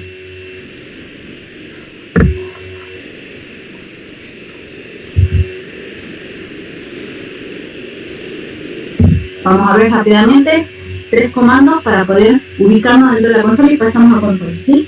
¿En cuál directorio estoy? A todo esto, yo tengo ser ruta relativa, ser concepto de ruta absoluta. Ahora, y estoy mirando dónde estoy parado, cuál es mi directorio actual. Pero por ahí, a veces, sucede que yo quiero saber exactamente dónde estoy parado y les recomiendo usar este comando cada vez hasta que se acostumbren. No hay problema, lo tienen que usar, ¿sí? PWD muestra en pantalla la ruta absoluta de la carpeta, de ese directorio en la que te encuentras actualmente. Si yo escribo, fíjense, Laura, @ mi PC, fíjense dónde estoy parado, en la viborita, le digo yo siempre, y escribo el comando PWD. Me va a mostrar en pantalla cuál la ruta absoluta al directorio donde yo estoy ubicado. La viborita, ¿sí?, me representa el directorio de trabajo o directorio personal del usuario conectado. Entonces, si me aparece acá dentro del prompt, quiere decir que este usuario está parado en su directorio personal. La ruta absoluta del directorio personal del usuario es /home/ el nombre del directorio que coincide con el nombre del usuario. Ahora, si yo soy José y tengo este símbolo y escribo PWD, lo que me va a mostrar va a ser el directorio personal de José. O sea que PWD me va a mostrar la ruta absoluta al directorio actual del usuario conectado.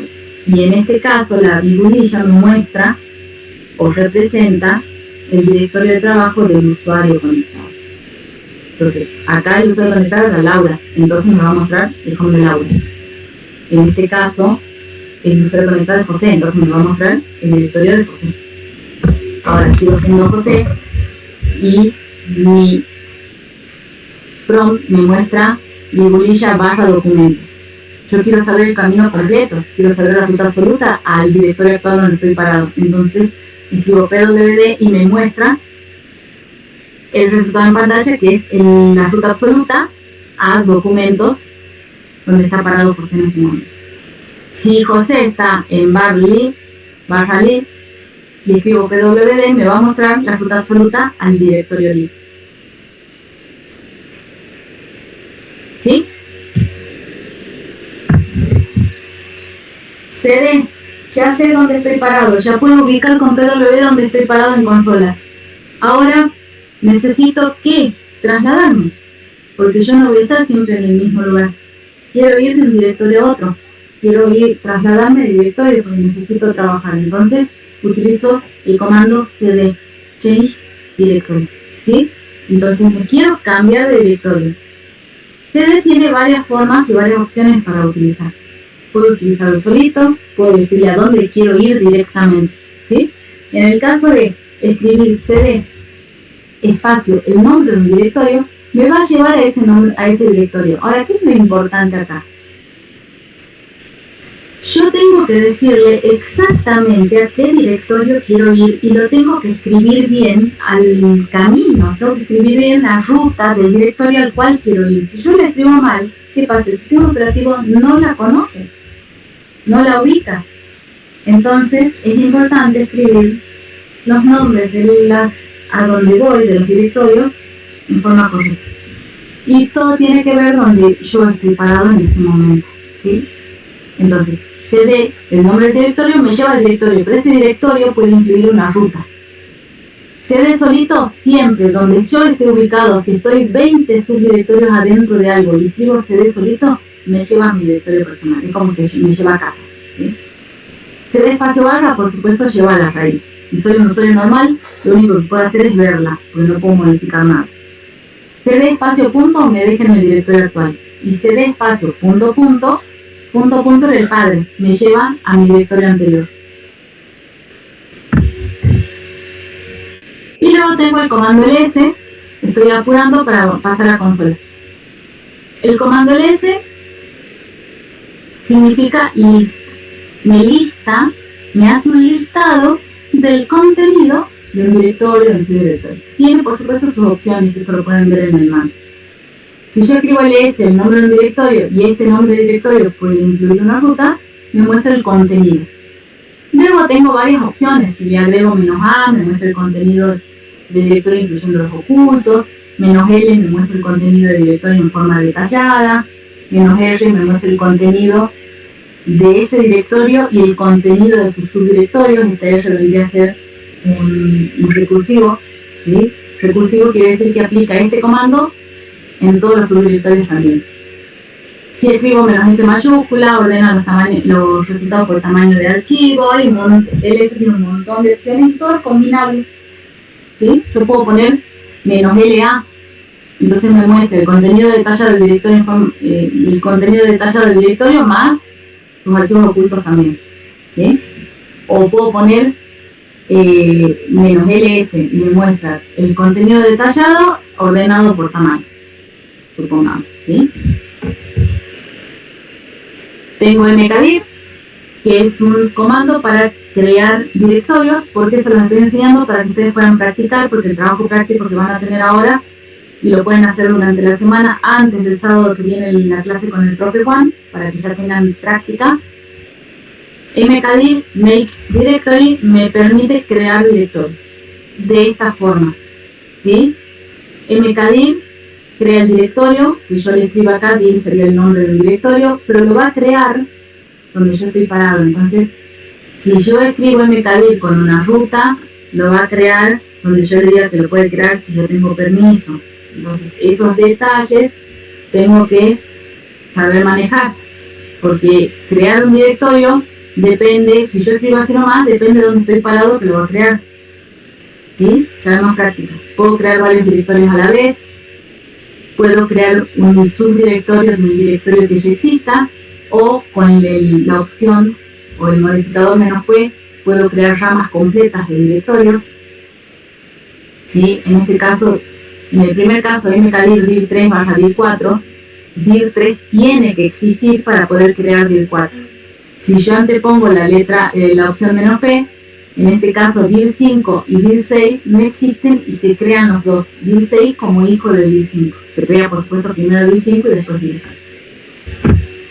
Así como creo, este es un ejemplo, con los colores, yo fíjense que estoy, ¿dónde?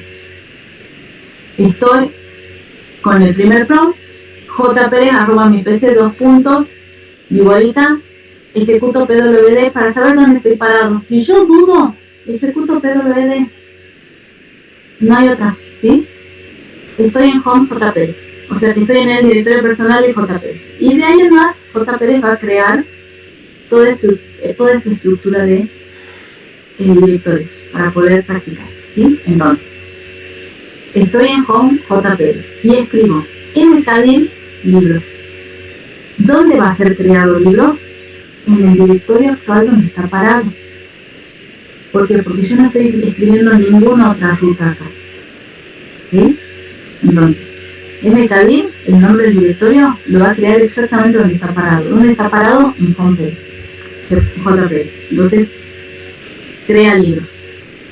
Luego, sigue parado en el mismo lugar, su directorio actual es JPS, y va a escribir mkdir libros barra terror.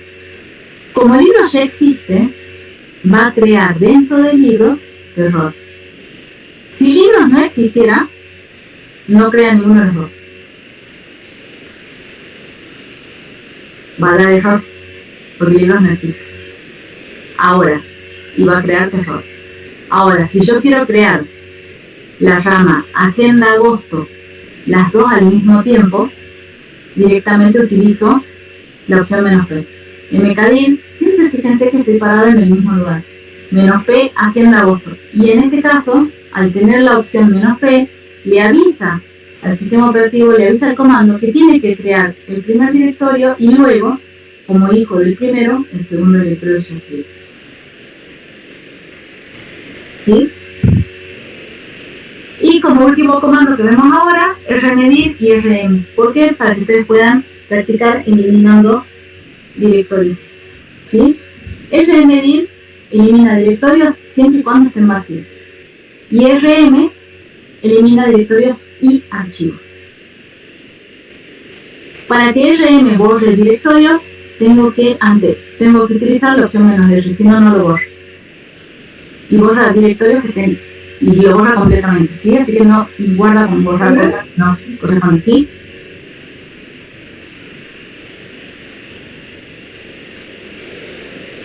Si tuviese un archivo, puedo hacer rm el nombre del archivo y elimine el archivo. Cuando yo escribo nombres de archivos o nombres de directorios, eso puede presuponer la escritura de una ruta o un path. ¿Sí? Bien. Entonces, vamos a la consola, ¿les parece? Y hacemos unos cuantos ejemplitos. Bueno, profe.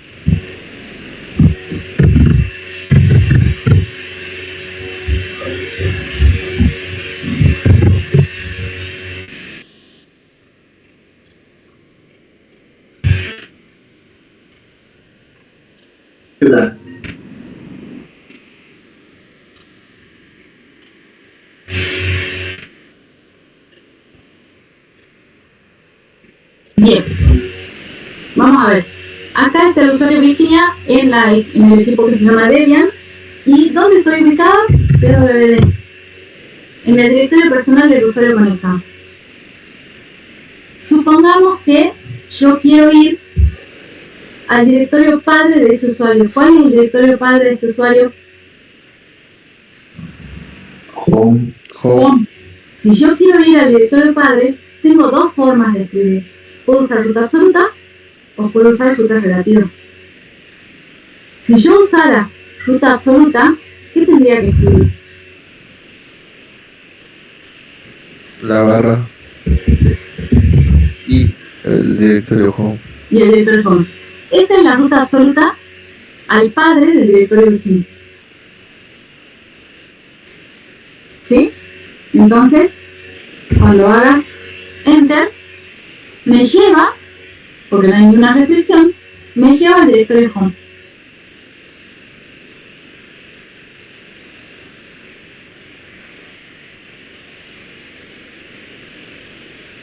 Si yo hago un ls, quiero listar el contenido del home, ls solito, ls solito me muestra el contenido del directorio actual, porque no le estoy dando ningún otro argumento. Cuando no le doy ningún otro argumento, el comando toma como argumento el directorio actual. No solo sucede con el ls, sucede con varios comandos en los cuales donde yo no pongo un argumento, toma como argumento el directorio actual. En este caso, como no le pongo ni qué listar, toma como argumento, es un programa. Recuerden que los comandos son programas. Está tomando como argumento el directorio actual, que en este caso es home. Y dentro del home tengo los directorios José, María y Virginia. Probablemente yo podría inferir que José y María también son usuarios del sistema. ¿Sí?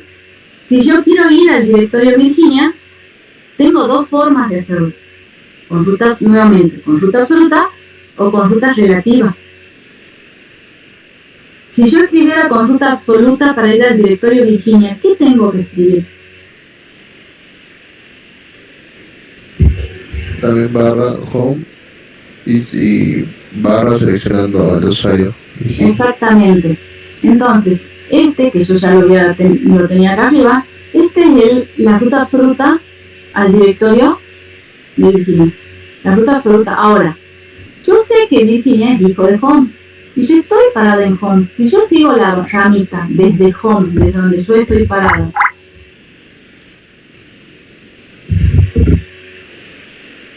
¿hacia dónde tengo que ir? Tengo que bajar por la rama, y yo imaginara la rama, ¿sí? ¿Hacia dónde tengo que ir? Hacia adelante. Y quiero ir al directorio Virginia. Yo puedo escribir la ruta absoluta y sería home Virginia. Esa es la ruta absoluta. Ahora, si yo escribo Virginia, ¿me lleva? Sí, Sí, porque Virginia es hijo de home, entonces sigue una rama directa. Y ahí estoy utilizando rutas relativas. La ruta relativa no siempre implica un punto. Las rutas relativas, recuerden que por definición es la ruta para llegar al archivo directorio desde el directorio actual donde yo estoy ubicado. Y esto, el punto lo uso para hacer saltos para atrás en la rama. Pero cuando yo quiero avanzar sobre la rama, directamente voy escribiendo los directorios que tengo en esa rama hacia la derecha, digamos, por decirlo, si lo tengo que imaginar, ¿sí? Entonces, si yo voy ahí, ¿dónde me lleva? Nuevamente a home Virginia.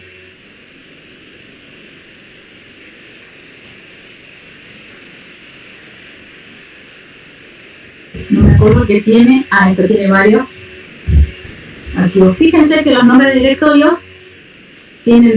comienzan con D mayúscula, con M mayúscula. Fíjense y recuerden el tema de y las mayúsculas y minúsculas en los nombres. Ahora, yo voy a crear directorios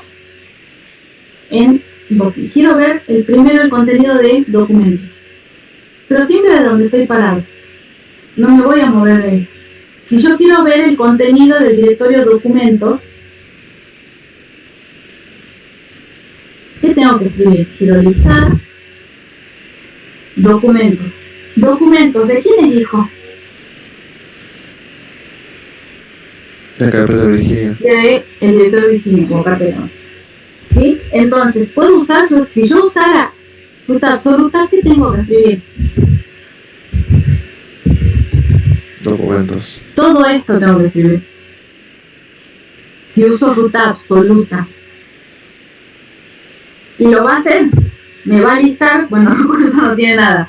Me va a listar lo que tenga. Pero de la misma forma, yo puedo escribir directamente documentos. Y me listaría también lo mismo.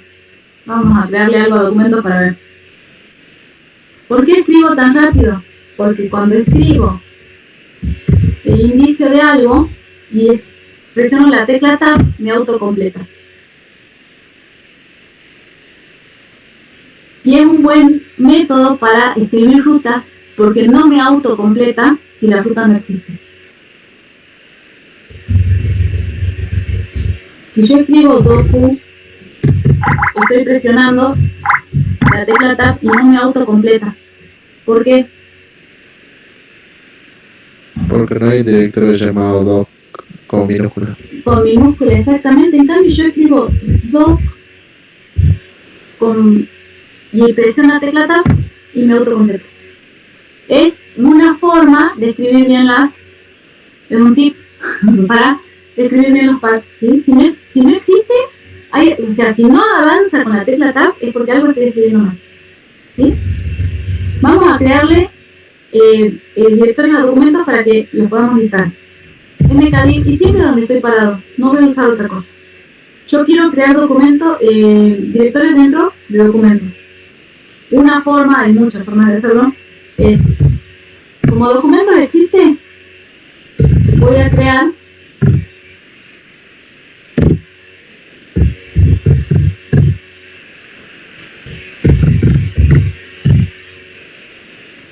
dos directorios. Estoy ubicado acá. Y le digo, crear directorios. Dentro de documentos, prueba 1. Y dentro de documentos, prueba 2. ¿Cuál va a ser el resultado de esta línea de comandos? Me va a crear los directorios prueba 1 y prueba 2 dentro del documento. ¿Qué tipo de ruta estoy usando? Relativa. Muy bien, estoy utilizando ruta relativa. ¿Podría escribir la absoluta? Sí. Sí, pero sería muy larga. ¿Sí? No tiene sentido. Podría escribir, en cada uno podría escribir home, barra Virginia, barra documento, barra, pero... Ahora hago ls documentos y ahí están los dos directorios, tu directorio en este caso, creados dentro de documentos.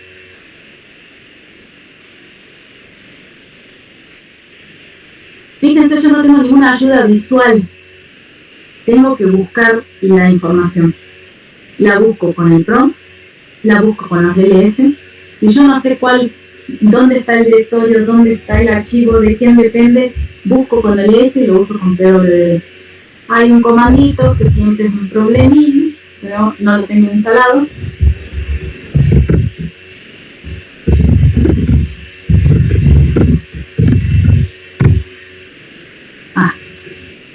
Bueno, tengo que hacer root para poder instalar. Un comando que pueden instalar, ya lo vamos a instalar después. Comando clear para borrar pantalla. Limpia la pantalla nada más. ¿Sí? Entonces, ls documentos. Me mostraba, documentos. Prueba 1 y prueba 2. Si yo quiero ir a prueba 2, ¿qué tengo que escribir? Primero el directorio de documento y el directorio de pruebas. ¿Está bien ahí? No, Bien. ¿Por qué? porque El nombre del documento está mal y es el nombre del documento. porque Perdón, no, pero es- no, ya eso fue mi tecla que está mal. Ahí, ¿cuál es el error? Perdón. Ya sé, estaba mal el nombre, seguro. Hay otro error. ¿Por qué me dice que no existe el fichero de archivo? Pero sí existe, si yo acabo de crear prueba 2 dentro de documentos. Porque primero empezó con la raíz y en la raíz no existe documento. ¿Qué le estoy pidiendo al sistema? Que me lleve al directorio prueba 2 dentro de documentos y le estoy diciendo que documentos es hijo de la raíz del sistema. Y eso no es verdad.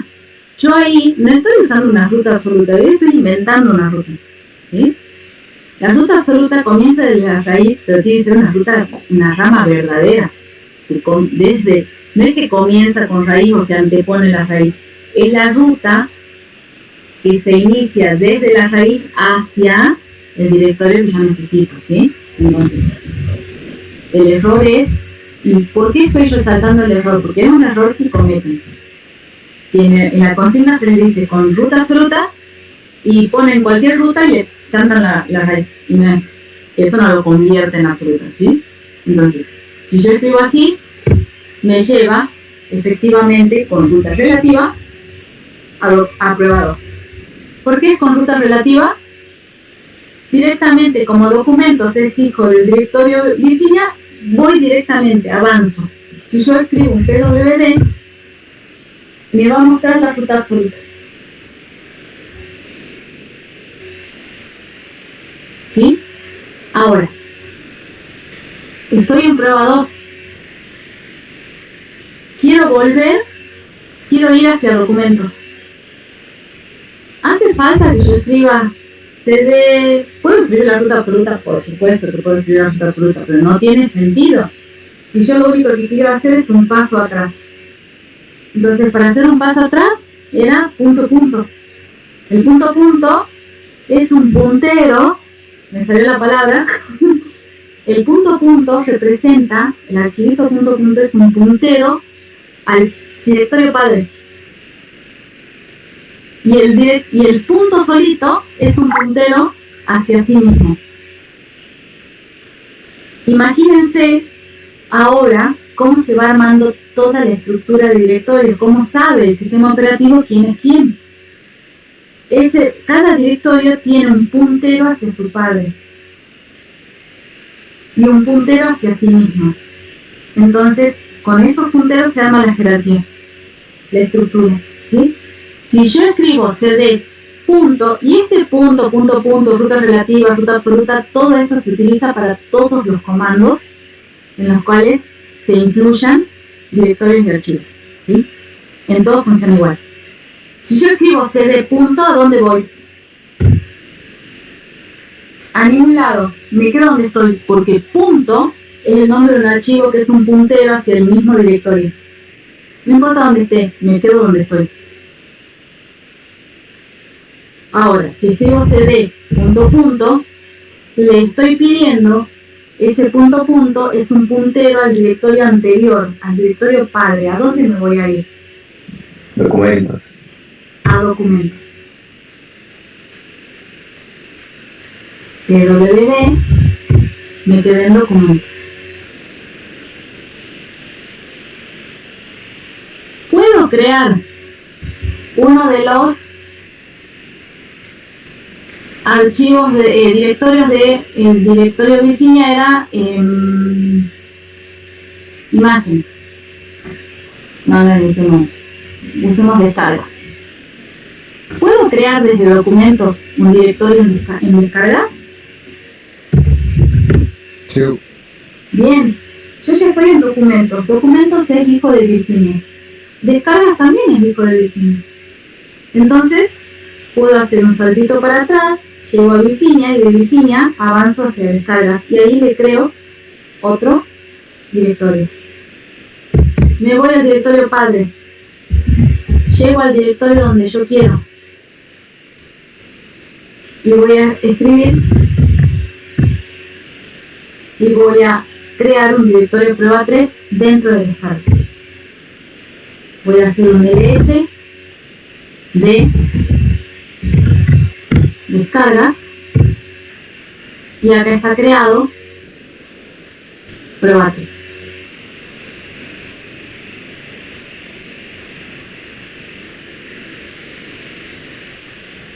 ¿Bien? ¿Dudas?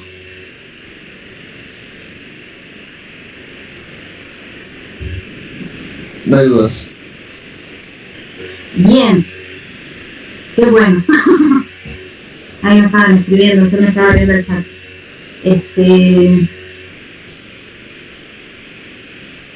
Bien. Yo preparé un archivo con ejercicios prácticos. ¿Sí? Con todo lo que hemos visto. Tiene 3 partes. No sé si... A ver...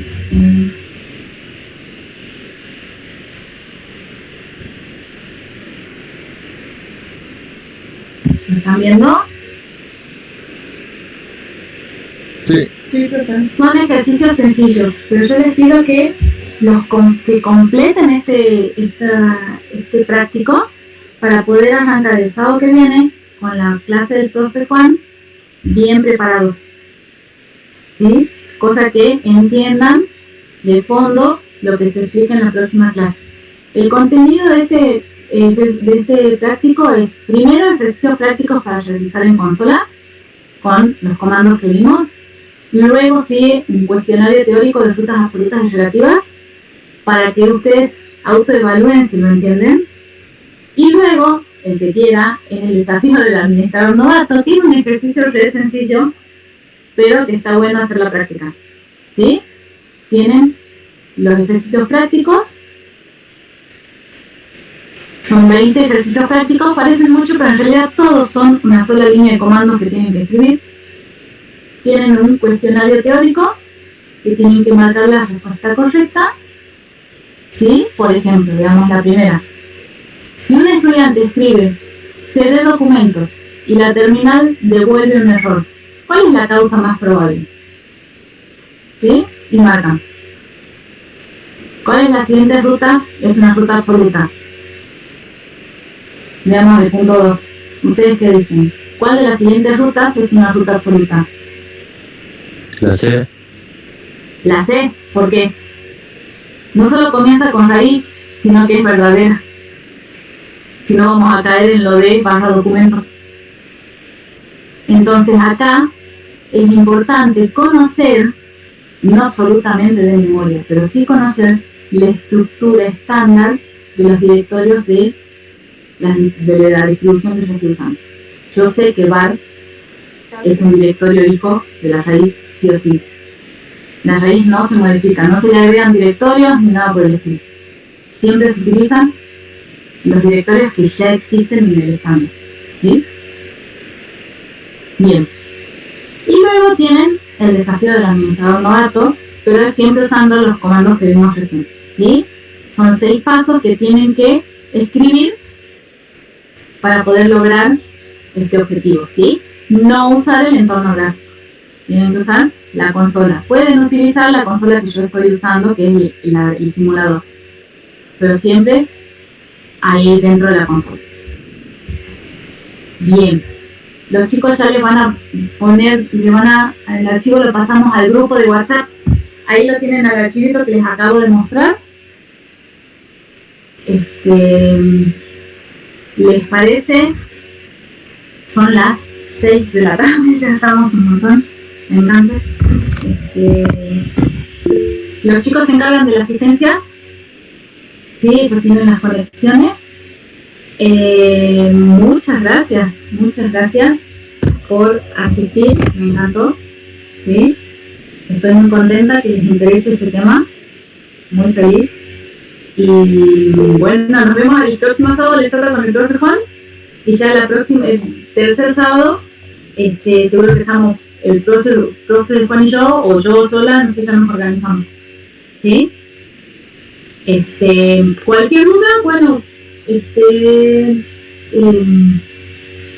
me pueden transmitir las dudas si quieren, les dejo mi correo, pero lo único que les pido, por favor, que cuando me escriban, me den un contexto de quiénes son y desde qué me están escribiendo, si me están el motivo, ¿sí?